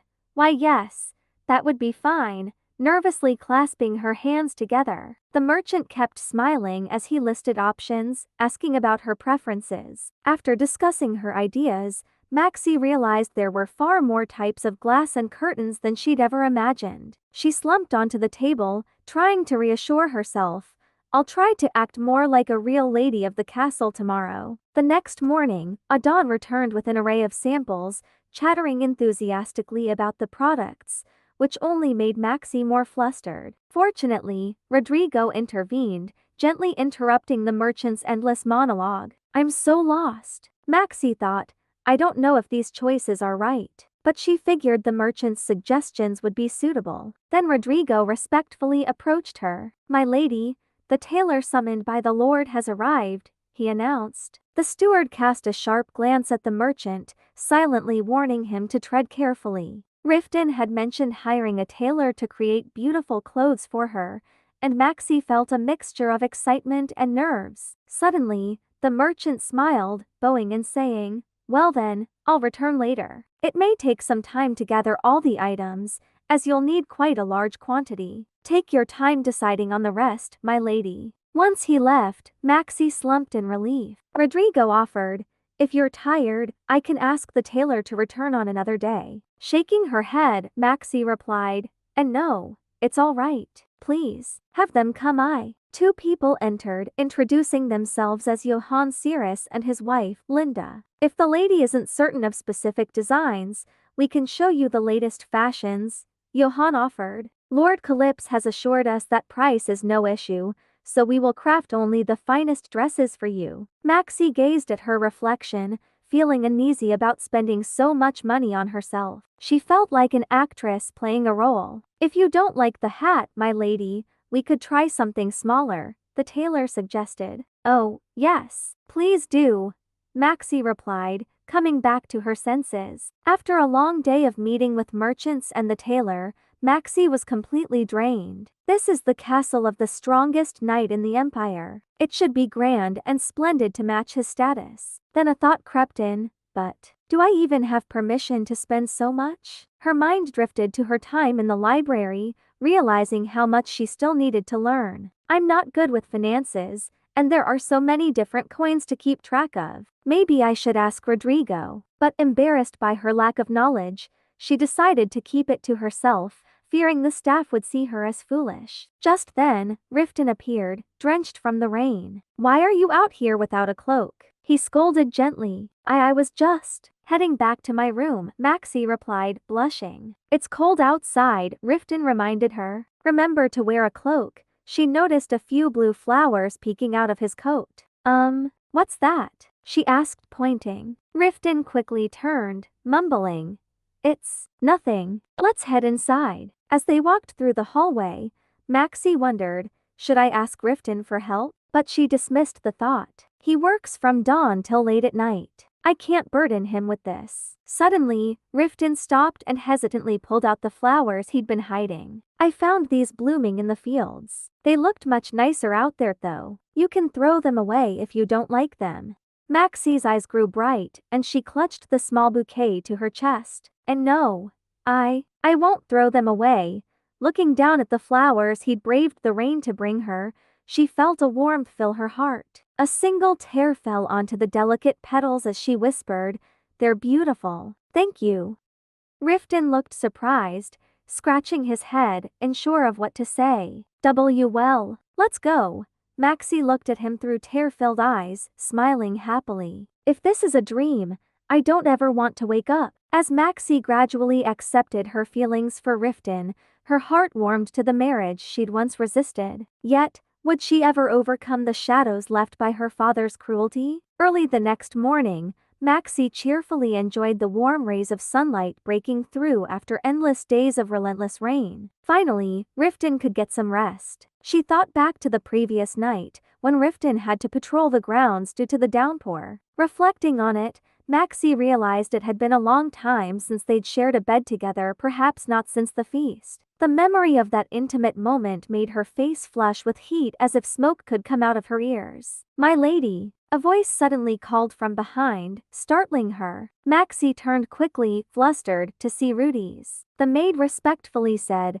"If it rains, then the sun must eventually shine. Everyone has been hard at work fixing some spots around the castle. Now that the rain has stopped, madam, do you feel better?" I'm very happy. The rain. It was heavy, and everyone has worked. SS so hard, Maxie stammered. Rudy's added, "Everyone is rushing to wash their clothes to dry in the sunlight, madam." As Rudy spoke, Maxie's attention drifted to a flower vase. The flowers seemed slightly wilted. Rudy's noticed her expression and suggested, "Shall I replace the water for these flowers? That will help them last longer. And later, when the flowers dry out, we could press them right away." Maxie's mood brightened a little. She spent the rest of the day in her study, busy with work that left her utterly exhausted. There were too many things to replace and repair, not to mention all the coins she couldn't even tell apart. Suddenly, a knock on the door interrupted her thoughts. Maxie sprang to her feet, thinking to herself that she must look like a proper lady of the castle. She hurriedly fixed her messy hair before answering, nervously. Rudy's informed her, "The Lord has said he will dine with the knights in the dining hall tonight. Would you like to join him, madam?" Upon hearing this, Maxie's face lit up with joy. I will. I think I'll finish my work early today. It would be nice to eat with him. She thought of how she could use this chance to improve the knights' opinions of her. While heading towards the dining hall, she unexpectedly bumped into Rodrigo, the butler. He bowed respectfully and opened the dining room door for her. Even before she saw anyone, Riften's voice echoed loudly, speaking with authority. "It's already too late to leave now," Riften said firmly. Maxie hesitated, freezing in place. Riften continued addressing his men, "I've said it before. We depart in 3 days." The blonde knight protested loudly, "But my lord, you must attend the victory celebration. Do you think the king will wait forever?" A bearded knight reluctantly agreed. "The rain has stopped. We should leave as soon as possible." Riften stayed resolute. "The rain has barely let up. I've already sent a pigeon with the news. I just returned to my domain after 3 long years. Prince Reven will understand." Another knight grew heated. "Commander, I understand your caution, but we cannot so openly refuse the king's hospitality. He might see it as an insult." Riften's voice turned sharp. "Watch your words, Elio." Sensing the tension rising, the brunette knight softened his tone, trying to mediate. "My lord, we all know King Reven III is quick to anger if his summons are ignored. He won't let it slide. While I understand your reservations, especially about Princess Agnes and the king's attempts to interfere in your affairs, it's still unwise to appear too defiant. The king is naturally distrustful of his lords." The bearded knight chimed in, "Not to mention, if we skip the victory celebration,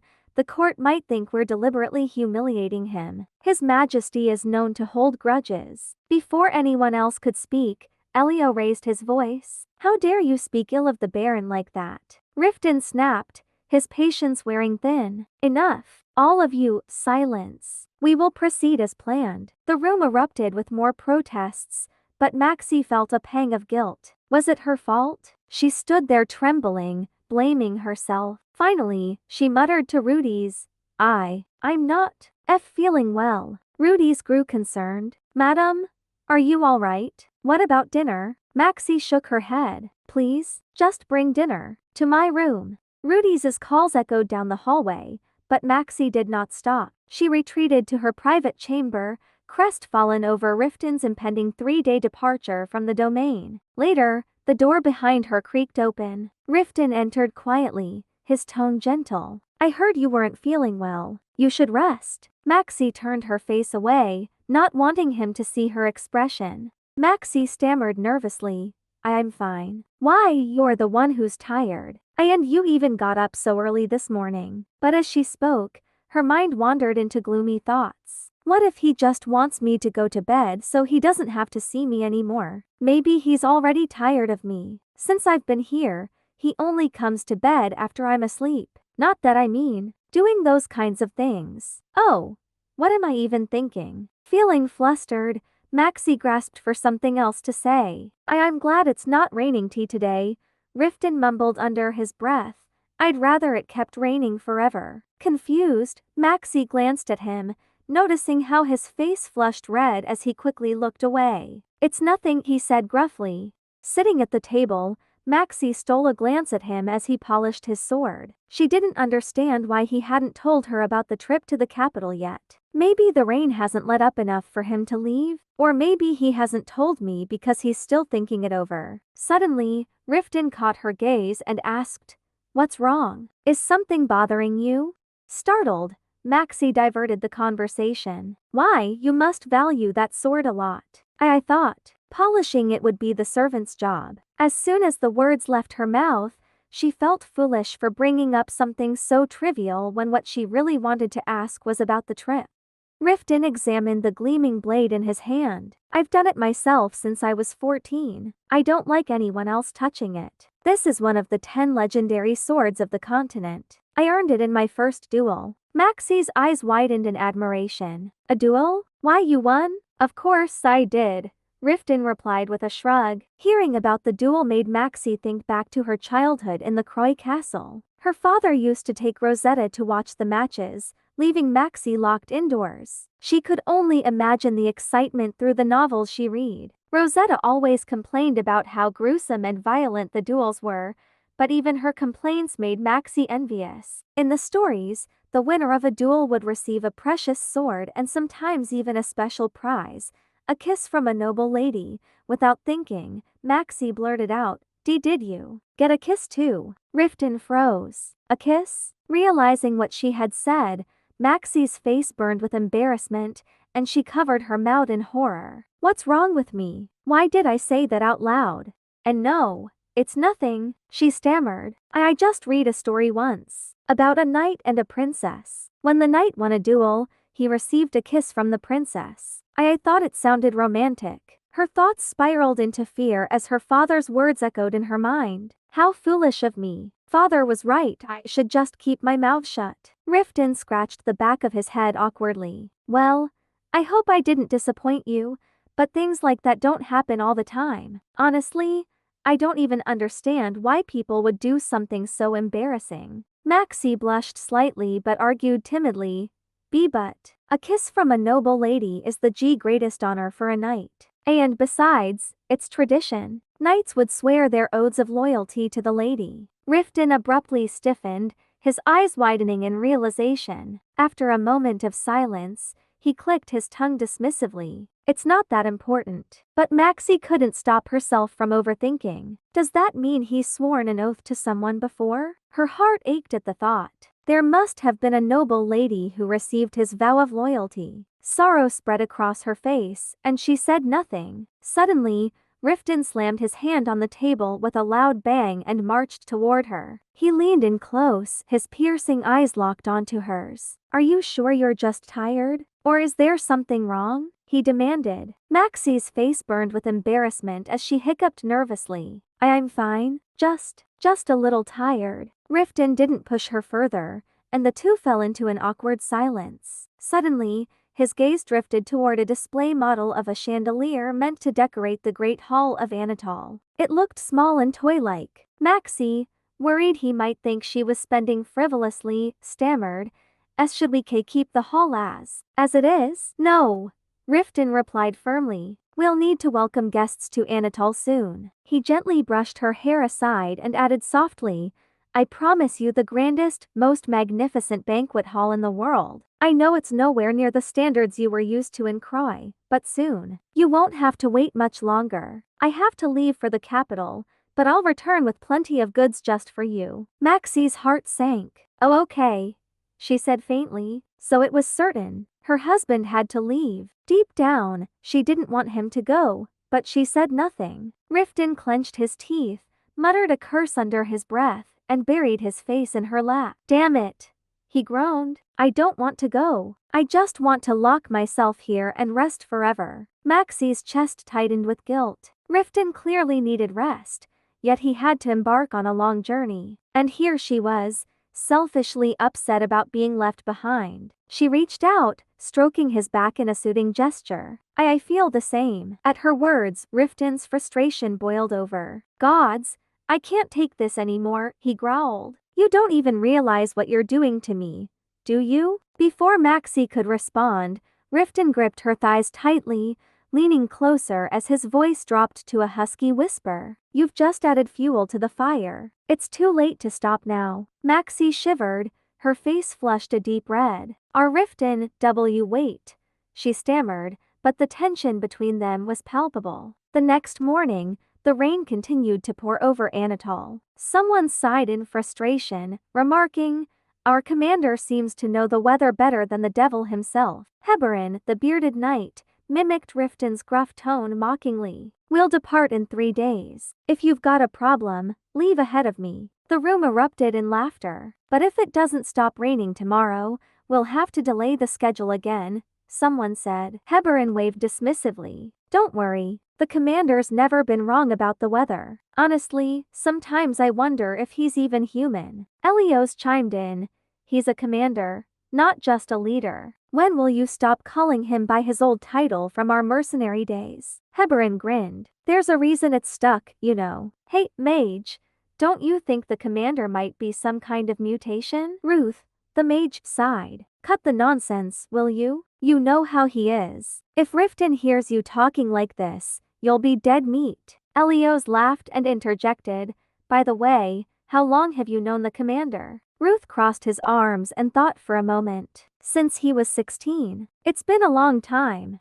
A wave of exclamations followed. 16? You knew him when he was that young? What was he like back then? He was the same as now, Ruth replied with a smirk. Just more reckless and ruthless. He lived like there was no tomorrow. Heberin scratched his head. It's strange. I haven't seen the commander much these days. Word is, he's been holed up in his chambers. Who would have thought our cold and unshakable leader would fall for the Duke of Croy's daughter like this? Ruth's eyes narrowed in irritation. Enough chatter. Eat quickly, I have work to do. Heberin chuckled but shook his head. I still can't believe it. Meanwhile, in Riften's private chambers, he remained by Maxie's side, refusing to leave her for even a moment. He fussed over her like a doting caretaker, ensuring she was comfortable and even feeding her pieces of fruit. I can eat on my own, Maxie protested, her face turning pink. Stay still, Riften replied firmly. I know you're tired. Maxie sat silently,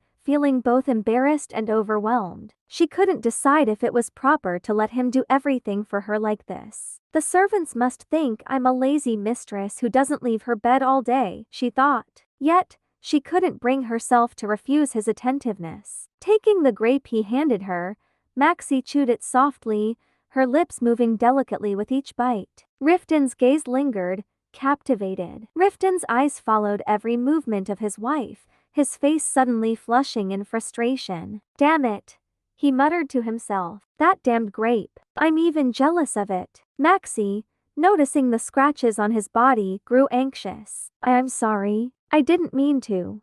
Does it hurt? Riften turned away, mumbling, even when I fought a basilisk, I didn't get so much as a scratch. Maxie grew more flustered. I'll call someone to bring medicine. Right away. A jolt of electricity seemed to run through Riften, and his composure broke. You're a dangerous creature, you know that? He growled before seizing her lips in a fiery kiss. They tumbled onto the bed, and Riften murmured, from the moment I first laid eyes on you, I knew you'd do this to me. My body is scratched all over, and it's all because of you.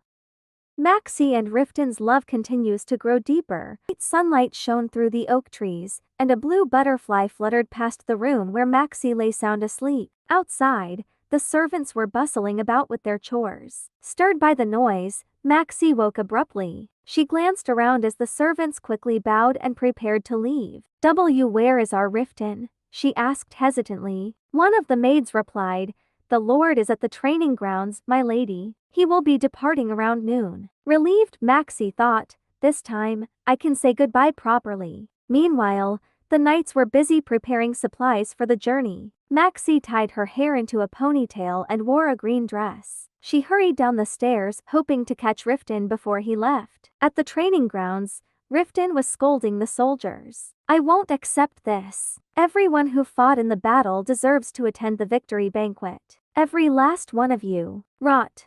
One of the knights spoke up. Sir Calypso is right. Dragon knights should be present. Lord Over and Sir Cedric are already here to protect Anatole. I was actually thinking of staying behind myself. Hearing this, Riften felt a bit more at ease. But as he glanced around, he caught sight of a figure peeking out from behind a pillar. After a brief moment, he realized who it was. His mood immediately brightened. That's enough for today, he announced. Yes, Commander, the knights responded in unison. Maxie, who had been anxiously debating whether to approach Riften, froze in place. What was I thinking running here so recklessly? What if I'm bothering him? But before she could make up her mind, a shadow loomed over her. Riften had already found her. Our Rodrigo sent me, she stammered. The midday meal is ready, so I came to inform you. Riften immediately turned to the knights. It's time for lunch, he called out. Then, lowering his voice,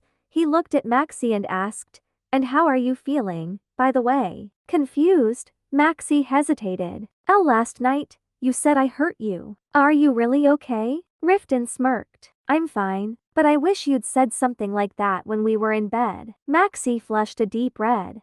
Don't say things like that. What if someone hears us? Riften laughed softly and pulled her closer. My innocent wife, he murmured, but then his expression turned somber. Wrapping his arms tightly around her, he sighed. Damn it, I really don't want to leave. Maxie's eyes widened. She knew how much Riften wanted to stay, but she couldn't let her selfishness get in the way of his duties. Gently patting his shoulder, she encouraged him.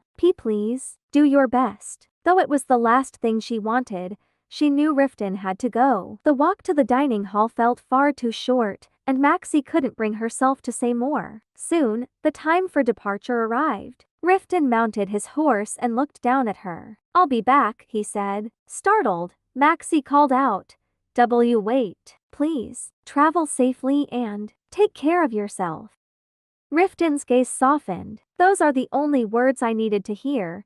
He leaned down to press a kiss to her forehead. A gentle breeze swept past them, carrying the murmurs of soldiers who coughed awkwardly, clearly flustered by the intimate moment. Maxie's face turned as red as a ripe strawberry. Riften smiled tenderly. I'll return soon, I promise. I'll be waiting, Maxie replied. With a final call, Riften commanded, let's go. The convoy set off, winding through the mountain paths. Maxie stood at the gates, watching until the fortress was out of sight. Rodrigo, the butler, approached her. The Lord has truly changed, my lady. This is the first time he's ever promised to return quickly, and it's all thanks to you. Maxie looked at him in surprise. Before Lord Calypso came, Anatole was just a barren land, Rodrigo continued. He built the fortress with his own resources and defended the people from monsters. But he never once left and promised to return. We often feared he might never come back. It wasn't until you arrived that he started seeing this place as home. Home?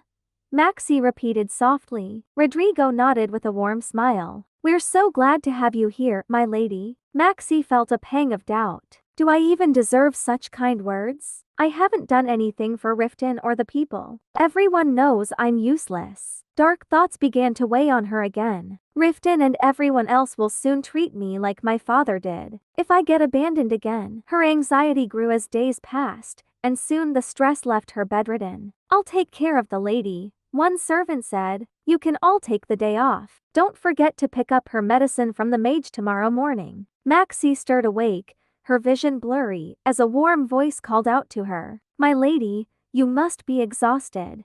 The voice was even warmer than the fever coursing through her. Tears welled in her eyes. If this continues, I'm afraid I'll grow greedy and want more of it. Meanwhile, Riften's party pressed on through the night. A sudden horde of monsters ambushed them, but the knights dispatched the creatures with swift precision. The closer we get to the capital, the worse it gets, Heberin grumbled. And this is supposed to be a shortcut? It's a nightmare, another knight muttered. Despite the chaos, Riften pushed ahead, his thoughts lingering on Maxie. I'll come back to her. I have to. As he tightened his grip on the reins, he shouted, anyone who falls behind, you're on your own. Yes, Commander, came the resounding reply. Maxie watched the young boy smile brightly as he carried a bucket of water to help the others. She suddenly felt a pang of sadness, wondering when she would ever be able to smile so freely. Her eyes grew distant as she tried to grasp some form of hope, but a familiar, scornful voice echoed in her mind. If you weren't born a boy, at least you could have been normal. Why don't you just fall ill and die like your mother did? Her knees buckled, and she began trembling with fear. But then, memories of tender moments with Riften came rushing back to her,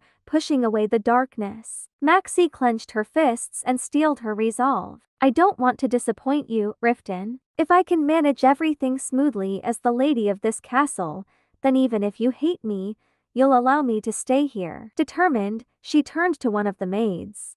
Please call the merchants to come. Despite her resolve, Maxie soon found herself flustered as Ruth scolded her over a miscalculation. The mage scratched his head and grumbled. One marble tile costs 20 dirhams, my lady. Not 2 dirhams. Maxie, thoroughly confused, stammered. The difference is that big. Ruth threw up his hands. A single lorem is worth 12 dirhams. If you keep calculating like this, Lord Calypso will go bankrupt. He'll have to dive into a dragon's lair to hunt another one sooner than planned. Maxie trembled. I'm not used to managing the accounts. Why yet?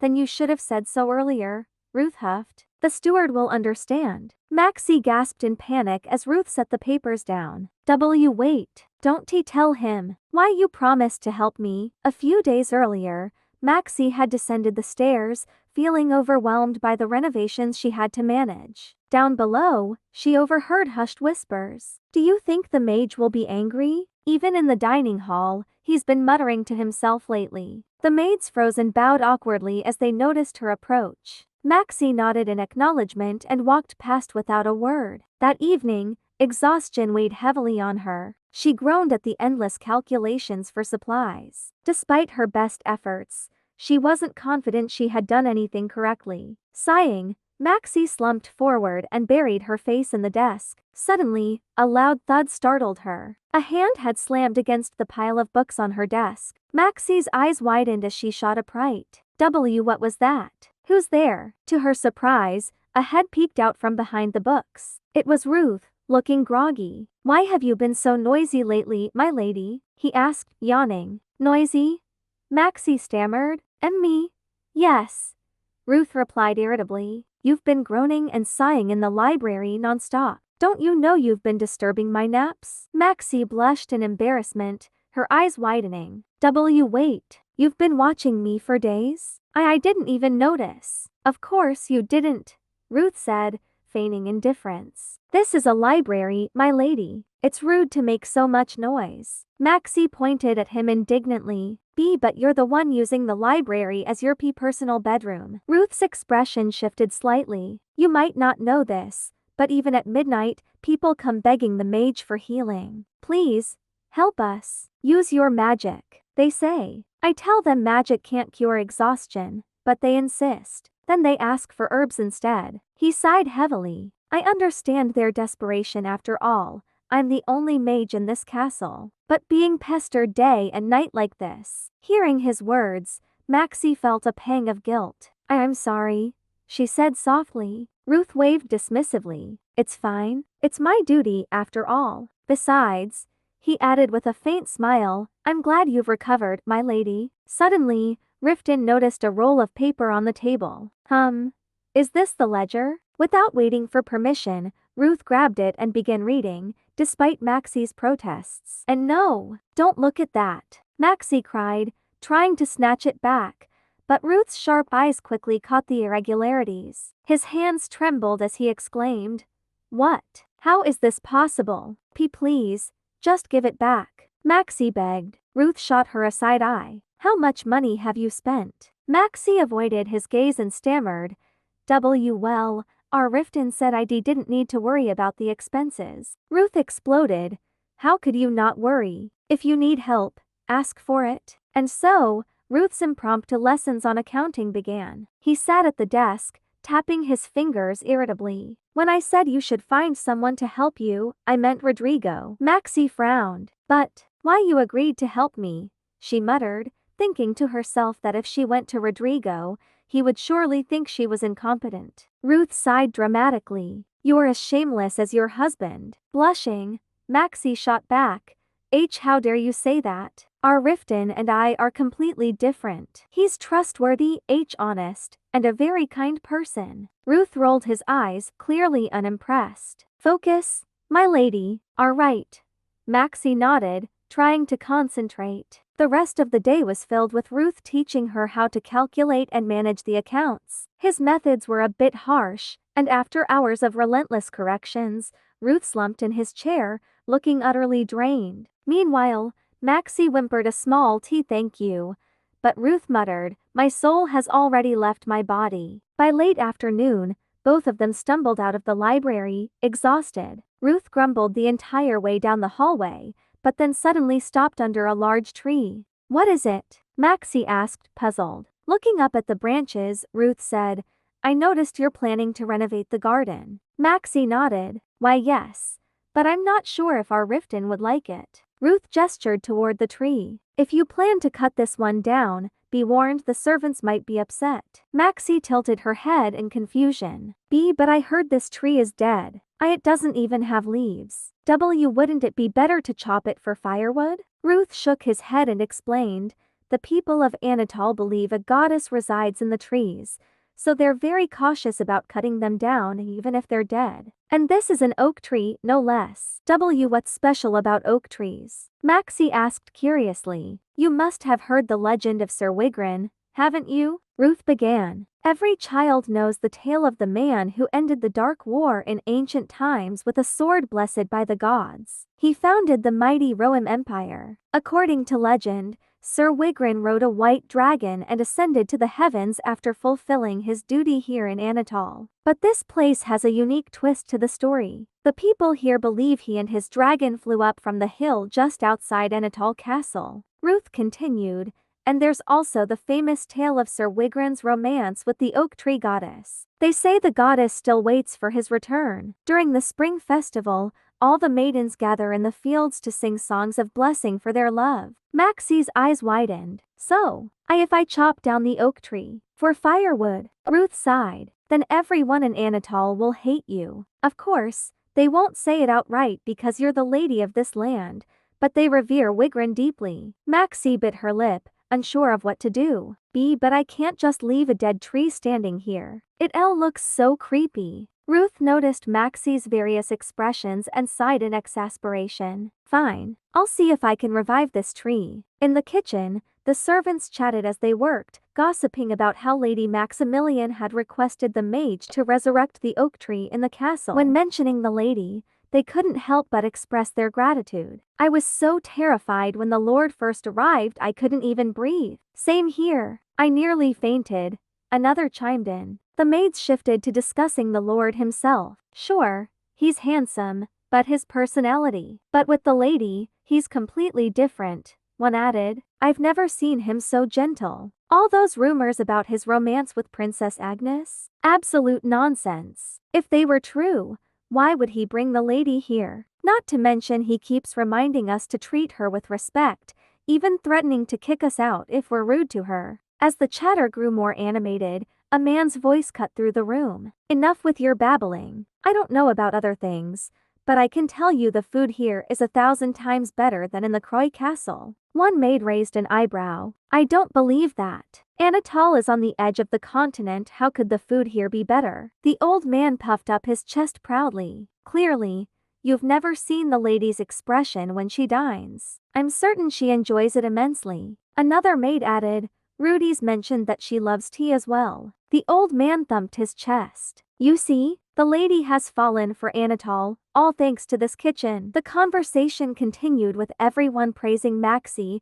convinced she was a kind and noble lady. Meanwhile, in the library, Ruth was engrossed in his reading while Maxie fidgeted nervously. Suddenly, he threw a piece of paper onto the desk with a loud thud and scratched his head. I think this will do. No mistakes. Maxie let out a sigh of relief, but her eyes widened as she noticed the coins in front of her. She was surprised to see how different dirhams and lorams were in size. Looking at Ruth with a hopeful gaze, she asked, why do we use Zoam Empire currency in the southern continent? The Gem Empire collapsed long ago. Ruth turned away and sighed. I didn't expect you to ask that, he muttered before beginning his explanation. What do you know about the western continent? He asked. Maxie replied hesitantly, I know it has 7 kingdoms including Weden. Before that, Ruth continued, the western continent was under the rule of the Doam Empire. Before the empire, the entire continent was divided into 10 kingdoms. Lord Darien, along with 10 heroes from those kingdoms, united the land to form the Doam Empire. After its collapse, the continent was divided into 7 kingdoms, and Weden was one of them. Kings and lords fought countless battles to defend and expand their territories. Eventually, they signed a truce to focus on fighting the increasing number of monsters. That was about 30 years ago. Although the Doam family lost all power and is closely monitored, their currency is still used because the empire was once a great power. Ruth hesitated before adding, the one who benefited the most from this was Duke Croy. He used to be one of Weden's lords, but he managed to seize fertile lands belonging to Doam. However, when the 7 kingdoms signed the truce, Dristan began pressuring him to return the territories he had taken. As a result, he lost nearly half his lands. Ruth continued, to secure what remained, the Duke married into the Doam family Arian Doam, your mother. She was first in line to inherit the Doam family's legacy. This marriage allowed him to avoid territorial disputes. It's a story everyone on the continent knows. Maxie gripped her dress tightly after hearing Ruth's explanation. Even though he didn't say it outright, she understood the connection between this story and her father's strictness toward her. Her father feared she might somehow interfere with Rosetta's arranged marriage to royalty. I'm sorry, Maxie stammered. I didn't mean to make things you uncomfortable. Ruth shook his head. I didn't mean to upset you. I just wanted to emphasize the lingering influence of the Doam name. No,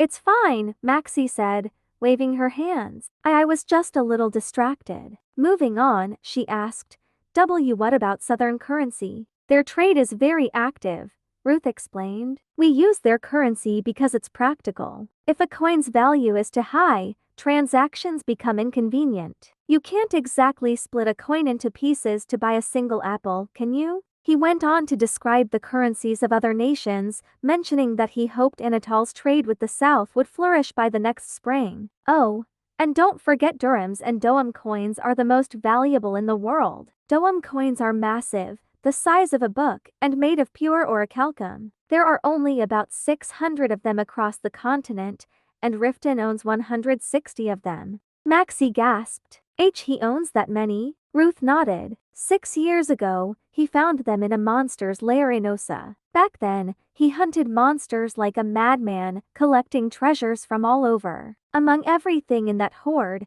the Doam coins were the most valuable. He originally had 200, but he spent 40 on fortifications, roads, and repairs. He did all that with just 40 coins? Maxie asked, astonished. Ruth scowled and slammed the desk. 20 coins would have been plenty. But he insisted on rushing construction, doubling the costs. Such a waste. Maxie felt uneasy as Ruth continued muttering about costs. You have no idea how much money we've poured into Anatole, and we'll need even more in the future. I won't allow any extravagance. Ruth had ruthlessly slashed most of Maxie's plans for decorating the castle, leaving her feeling guilty. She eventually approached Rodrigo to adjust orders, much to the merchant's confusion. As the renovations progressed, the castle began to transform, exciting everyone who eagerly awaited its completion. However, Maxie's thoughts remained preoccupied with her duties, especially as winter approached. I have to manage everything properly while Riften is away, she resolved. When Riften left the territory, the castle's renovations began in earnest. Everyone was excited and eagerly awaited the day the castle would be completely transformed. Rodrigo frequently updated Maxie on the progress in each area and asked about her next instructions. Maxie diligently supervised the work,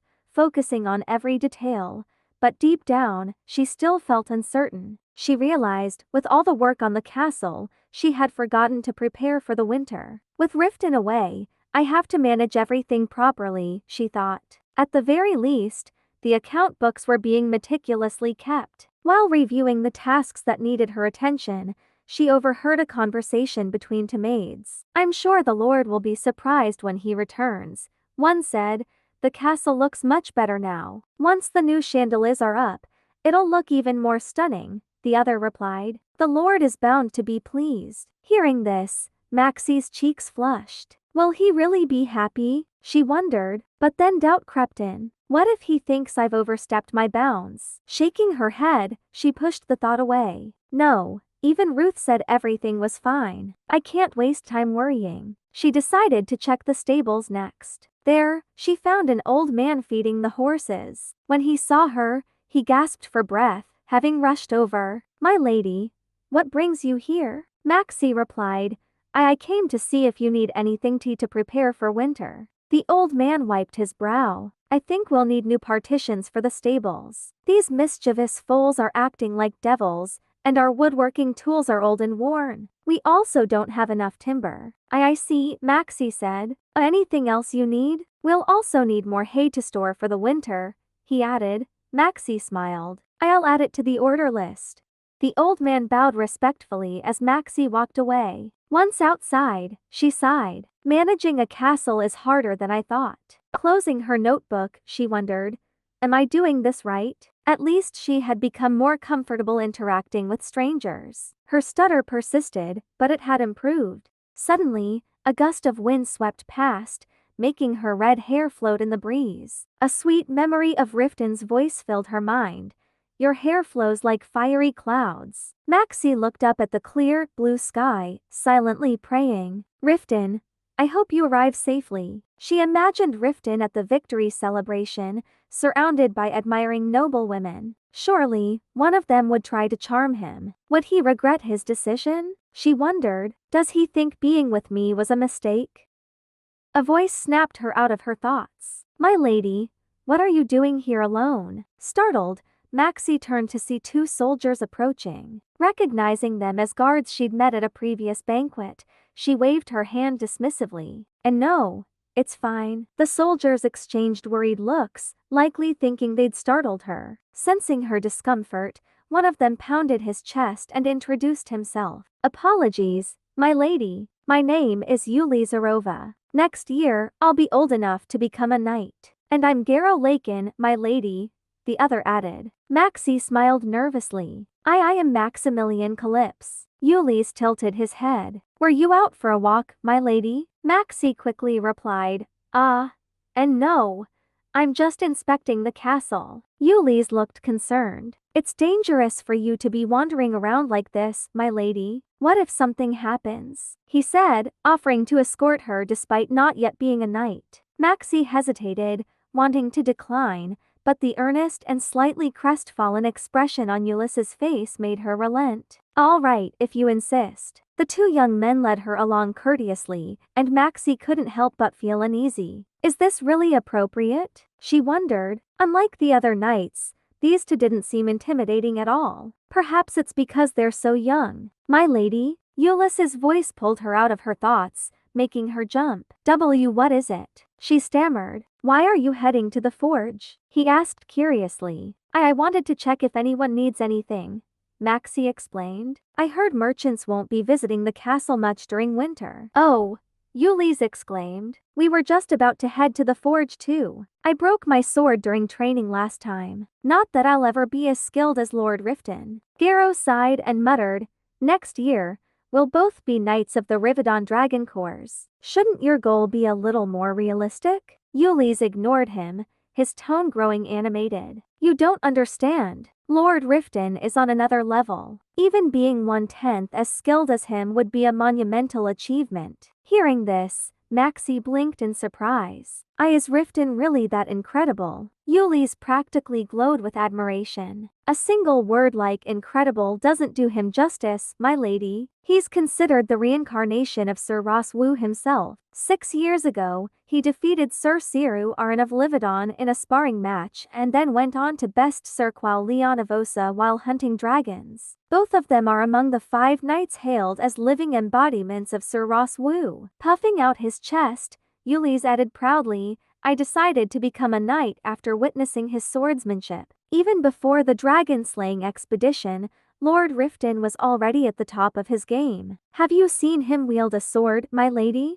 Maxie clenched her fists and blurted, oh, of course I have. Her mind, however, betrayed her with memories of her first journey to Anatole, how she'd vomited and fainted the moment things turned chaotic. Does that even count? She wondered, frowning slightly. Still, she didn't want to admit she hadn't truly seen him in action. I'm his wife, after all. Embellishing her tone, she began, I've seen Riften swing his sword and slice a giant in half. In a single instant, the 2 young men's faces lit up with excitement, prompting Maxie to gesture more dramatically as she continued her story. And it wasn't just one giant, she exclaimed. There were a dozen of them. He cut them all down in mere moments. Ulysses' eyes sparkled with awe. Really? A whole dozen giants? My lady, you must tell us more. Maxie froze, her face darkening as she stammered, well, I guess. Feeling cornered, she carried on with her embellishment. Then leapt out of the carriage with his sword already drawn, she began, gesturing wildly. He moved so quickly I couldn't even see when he pulled it out. Of course, Ulysses exclaimed. No one draws a sword faster than Lord Riften. Maxie nodded earnestly and continued her performance. And then, he swung his sword, and with one clean strike, he sliced off the giant's arm just like cutting through sausage. Of course, his sword can even cut through a dragon's fire breath, so a giant monster is nothing, Maxie exclaimed, seizing the opportunity to exaggerate further. And then, blood sprayed everywhere like rain when the giant tried to lift its severed arm. Blood splattered everywhere like this. She mimicked the motion with dramatic hand gestures, lost in the theatrics of her own storytelling. Just as Maxie was fully engrossed in her tale, a dry voice cut through her performance. It took us 2 whole days to scrub that blood off, by the way. Maxie froze, her eyes wide with shock. Turning around, she saw no one. But when she peeked behind a tree, her face turned red as she spotted Ruth, crouched and scraping moss off the trunk. Her eyes widened further. What is he doing here? Without missing a beat, Ruth continued, we even considered repainting the white dragon crest to black after that mess. Bloodstains don't come off armor easily, you know. Ruth then glanced up at Maxie, smirking mischievously. So, you personally witnessed all of this during the journey, didn't you, my lady? Maxie stood frozen, completely speechless, her face now crimson. The 2 young guards, oblivious to her embarrassment, ran over and asked Ruth what he was doing. Ruth casually replied that he was working on an experimental potion at Maxie's request. One of the guards eagerly chimed in, my lady just told us how Lord Riften killed 10 giants in the blink of an eye. Did you see that fight too, Sir Ruth? Ruth scratched his chin mockingly. 10 giants, huh? Maxie's heart nearly stopped, and her cheeks burned. She hadn't expected anyone else to hear her exaggerated tale. Ruth turned to her with a sly grin. I'm guessing the lady hasn't shared the story of the werewolf skirmish yet,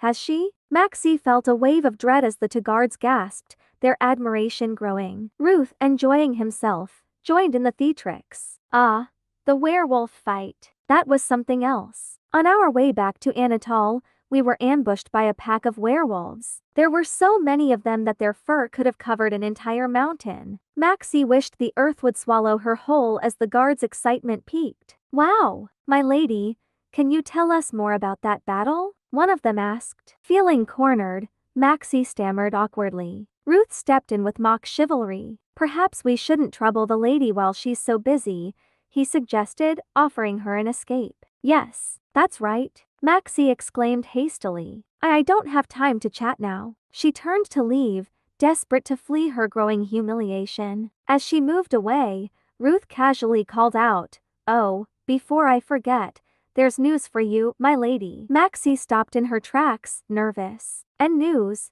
Ruth held up a piece of parchment. Lord Riften used the castle's magical device to send this letter to my tower. He's planning to return as soon as the victory banquet is over. Maxie's heart raced at the news. At this pace, he'll be home in 10 days. Ruth scratched the back of his head. I doubt he wants to stay at the royal palace any longer than necessary. If there's no urgent business, he's not one to indulge the king. Yuli's nodded earnestly. Lord Riften must be worried about Anatole's safety. If there are werewolves around, it's dangerous. Hearing the mention of werewolves, Maxie hurriedly excused herself. I see. Thank you for the update. I need to visit the forge now. As she left, Ruth called after her teasingly, "No need to see me out, my lady. I know how busy you are." Maxie startled and replied quickly, I'm going." The two guards followed her, shouting, "Wait for us, my lady." Walking through the hallways, Maxie clutched the letter tightly, feeling the warmth from Riften's words seep into her hands. She paused briefly, holding the letter to her chest. Somehow, the harshness of Ruth's teasing doesn't seem so bad anymore. This letter, it soothes me. The next morning in the library, Maxie grew frustrated as Ruth, yet again, used it as his makeshift bedroom. He sprawled across a chair while reviewing expense ledgers, grumbling non-stop about various expenditures. Soap and scented oil? He scoffed. You think the soldiers need such luxuries? They'll stink of flowers, and then they'll all walk around with sour faces. Just buy enough for yourself, my lady. I'll add some practical items to the list. Maxie noticed him writing something and squinted to read it. Jas Teraham? Wait, that's a book. You can't use the castle's budget to buy books for yourself. They're far too expensive. Ruth waved dismissively. Books are priceless treasures, my lady. Besides, these aren't for me, they're for the library. Anyone can read them as they please.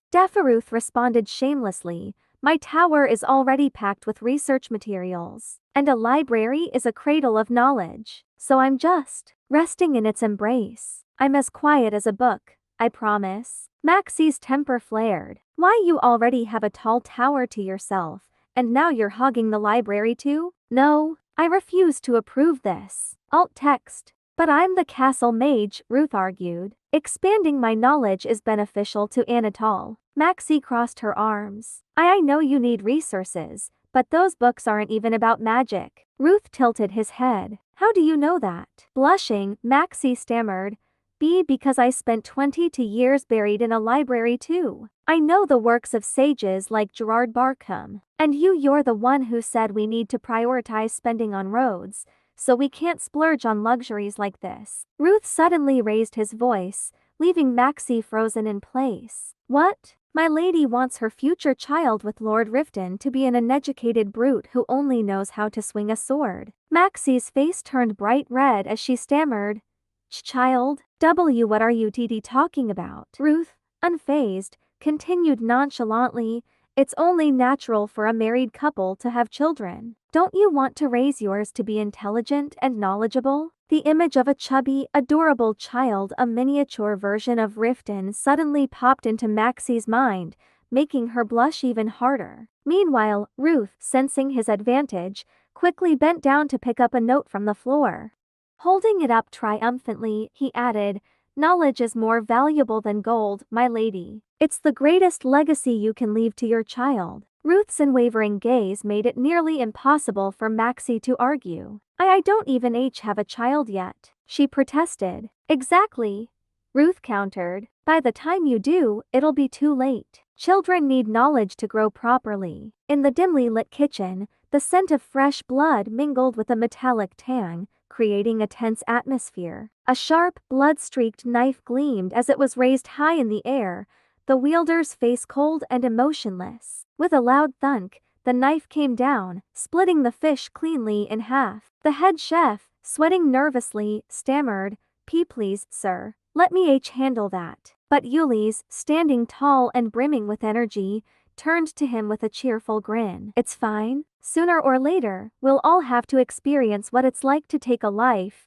he declared, as if this were a profound truth. Another loud chop echoed, and the staff behind him trembled. "He's treating that fish like it's some kind of monster," someone muttered. Meanwhile, Maxie sat nearby like a statue, overwhelmed and utterly disheartened. Rodrigo had told her earlier that the trainee knights had gone fishing at dawn to prepare a meal for her. She never imagined things would turn out like this. "Scenes like this won't help the lady's appetite," the head chef pleaded. "Nonsense," Ulysse countered. "The lady has witnessed blood raining down from giants. She's the wife of Lord Riften, the bravest knight in the land." He turned to Maxie with a bright smile. "Isn't that right, my lady?" Maxie, flustered and pale, nodded weakly. Why yes. Oh, of course." Meanwhile, Garo stepped up, holding another fish. "I've drained all the blood from this one. Your turn to chop." Ulysse took it eagerly. "I'll cut it into perfect pieces." Even as her face turned green, Maxie forced herself to keep her composure, unwilling to lose face. Finally, after what felt like an eternity, Ulysse raised his arms in triumph. "Done. We're finished." The head chef quickly shooed the knights away. "Leave the cooking to us. Light the fires, everyone." Seated at the dining table, Ulysse and Garo tried their best to make conversation with Maxie. "My lady," Ulysse said excitedly, "while we wait, could you tell us more about the werewolf encounter?" Maxie hesitated, her mind racing. She thought of the knight's early morning efforts to catch fish for her and felt she couldn't refuse. But internally, she wanted to scream, "Oh no! Do I have to make up another story?" She opened her mouth tentatively. Well. Both knights leaned in with sparkling eyes, their full attention on her. Maxie couldn't help but notice how they looked like eager puppies, and she stifled a giggle. Clearing her throat, she began to speak, more confidently this time. To her surprise, she found herself enjoying the conversation. She had never imagined she could speak so openly and happily with others. Eventually, the food arrived, a dish prepared with the fish the knights had caught that morning and cooked to perfection by the head chef. As the steam rose from the plate, carrying a mouth-watering aroma, Maxie cut a small piece and brought it to her mouth. The fish was soft, rich, and melted on her tongue. "It's delicious," she exclaimed. The chef had mentioned that ori fish, caught from crystal-clear mountain streams, were prized for their tender, flavorful meat. It lacked the usual fishy smell and seemed to dissolve into pure bliss. Ulysse beamed. "If you like it, my lady, we'll catch more next time. Autumn is the best season for ori fish." Maxie smiled warmly. I'd like that very much." She felt her walls slowly crumbling, growing closer to the people of Anatole day by day. Morning gave way to afternoon, then to evening, and so the days passed. Eventually, the grand hall of Anatole Castle stood completed, decorated in resplendent beauty. Maxie's eyes gleamed as she gazed upon the transformation. The chandeliers, oil paintings, and statues were all meticulously chosen, turning the space into something truly magnificent. The castle's staff buzzed with excitement, marveling at the makeover. Maxie ran her hand over the shimmering glass windows, her thoughts swirling. Would Riften approve of these changes? She dearly hoped so. Gratitude swelled within her toward the merchant Adon, whose efforts had helped her make the castle so beautiful. A sudden voice startled her. "This place is barely recognizable. Lord Riften will surely be amazed when he returns." Maxie gasped and turned to find Ruth standing nearby. Flustered, she stammered, Do you think he'll like it?" Ruth shrugged indifferently. "Why wouldn't he? He's the one who asked you to decorate the castle." Maxie huffed, crossing her arms. See, could you just say something nice for once? It won't kill you, will it? Ruth sighed dramatically before mustering a bland, exaggerated tone. Oh wow! This castle is so dazzlingly gorgeous. The brilliance of its grandeur is blinding me. Is this the temple of a goddess, perhaps? Truly, the Lady of Anatole has unmatched taste. His over-the-top delivery left Maxie scowling in exasperation. This isn't a joke, Ruth. Chuckling, Ruth casually stretched. Well, anyway, I've finished the elixir for the oak tree. Care to try it out? Maxie's irritation was quickly replaced by eagerness. Really? Let's do it now. In the castle's courtyard, the staff gathered in anticipation, their whispers filled with excitement as Ruth approached the withered oak tree. With a solemn air, he placed his hand on the trunk. Maxie watched closely, her heart pounding with curiosity. Ruth suddenly raised a hand to the sky and exclaimed dramatically, "O great Mother Earth, show mercy upon us. Extend your divine hand to heal this humble servant with your boundless power." Maxie's jaw dropped. What is he doing? Is magic always this theatrical? She recalled Ruth's previous casual remarks about how trees and humans were no different, both only seemed lifeless but could be revived with mana. He hadn't seemed the type to chant elaborate invocations, unlike the high priests she'd known as a child. Turning to the maids, Maxie noticed their rapt attention and excitement. Then it dawned on her. Ruth was putting on this performance for the staff. If the servants saw Maxie's failed efforts to revive the tree, they'd likely accept the need to chop it down. That's why he's being so extra, Maxie realized, a soft giggle escaping her lips. He's enjoying himself too much. Suddenly, a blue light shimmered into existence, emanating from Ruth's hands. The glowing mana swirled around the oak tree, creating a breathtaking display. Gasps of awe rippled through the crowd as the light sparkled and danced, wrapping the tree in a cocoon of energy. One luminous droplet of mana floated towards Maxie, landing on her skin. Her eyes widened. What? Did I just absorb it? Ruth noticed her reaction and smirked. Seems like you have an affinity for mana, my lady. Affinity? She asked, confused. Ruth explained, the foundation of all magic is controlling mana. Having an affinity means you've met the basic requirement to learn magic. Maxie's heart skipped a beat. Does that mean I could become a mage?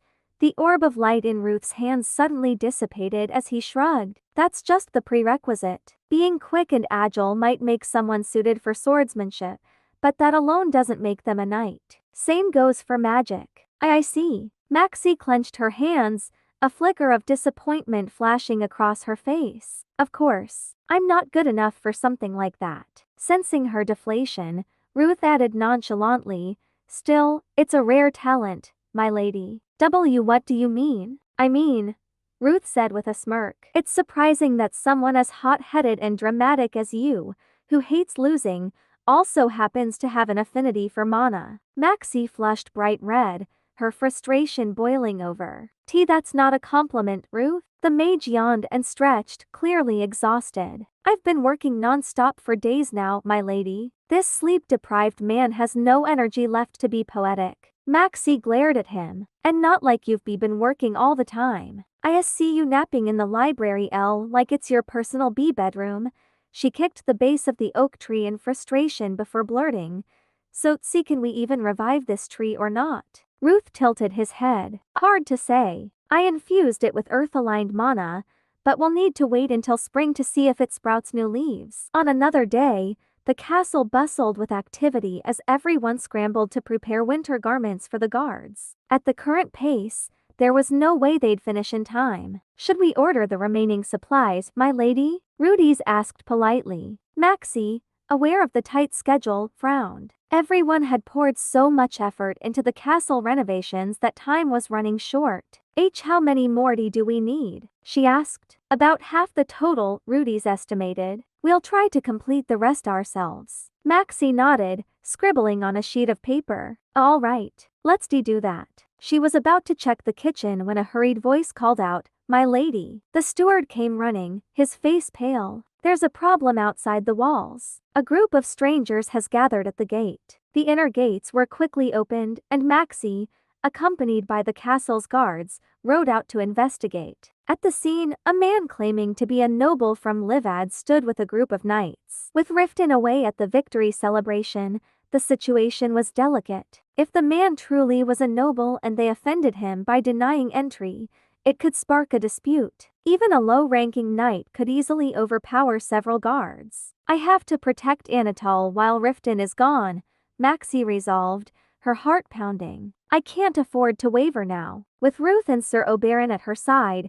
she prayed everything would turn out all right. Maxie steeled herself with determination. I am the one protecting Anatole while Riften is away. I have to be strong. With Ruth and Sir Oberon by my side, we'll make it through this. On the other side, the gate guards were firmly denying entry to the Livad soldiers who failed to present any noble crest or sigil. The leader argued, "We told you we lost it. It's your duty to treat guests with respect." The guard began to repeat the refusal when Maxie and Ruth appeared. The intruder turned his sharp gaze to them. "Are you the Lord of Anatole?" he demanded. Ruth replied calmly, "I am but a retainer." He glanced at Maxie and gestured. "This is the lady of the castle." Hesitant, Maxie stepped forward. Her heart raced as the man's lips twisted into a sly smirk. Well, an honor to meet you, my lady. I am Rob Mahaz, Lord of Livad. I've come in goodwill to congratulate Anatole's knights on their victory against the monsters. I trust you'll allow us into your city?" Maxie swallowed hard and glanced at Ruth for reassurance before forcing herself to answer. I've been informed that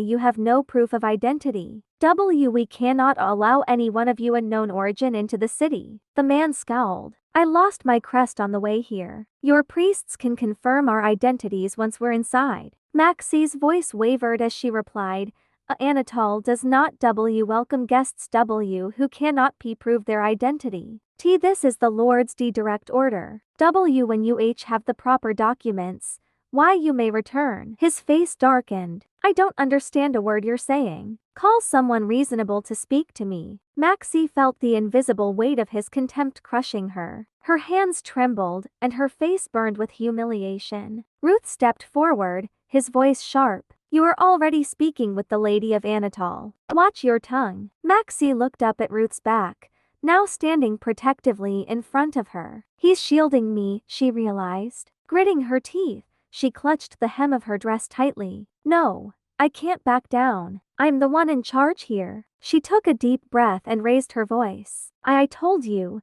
until you can prove your identity, you will not be granted entry. The gates will remain closed. The man sneered, his voice dripping with disdain. We've crossed countless monster-infested territories to get here, and you expect us to leave without rest? You're being unreasonable, my lady. Maxie stammered, trying to form a response, but he interrupted her. If you deny us entry again, I'll return with 100 knights and make you regret this insult. She forced herself to respond, though her voice was weak. Without proof of identity.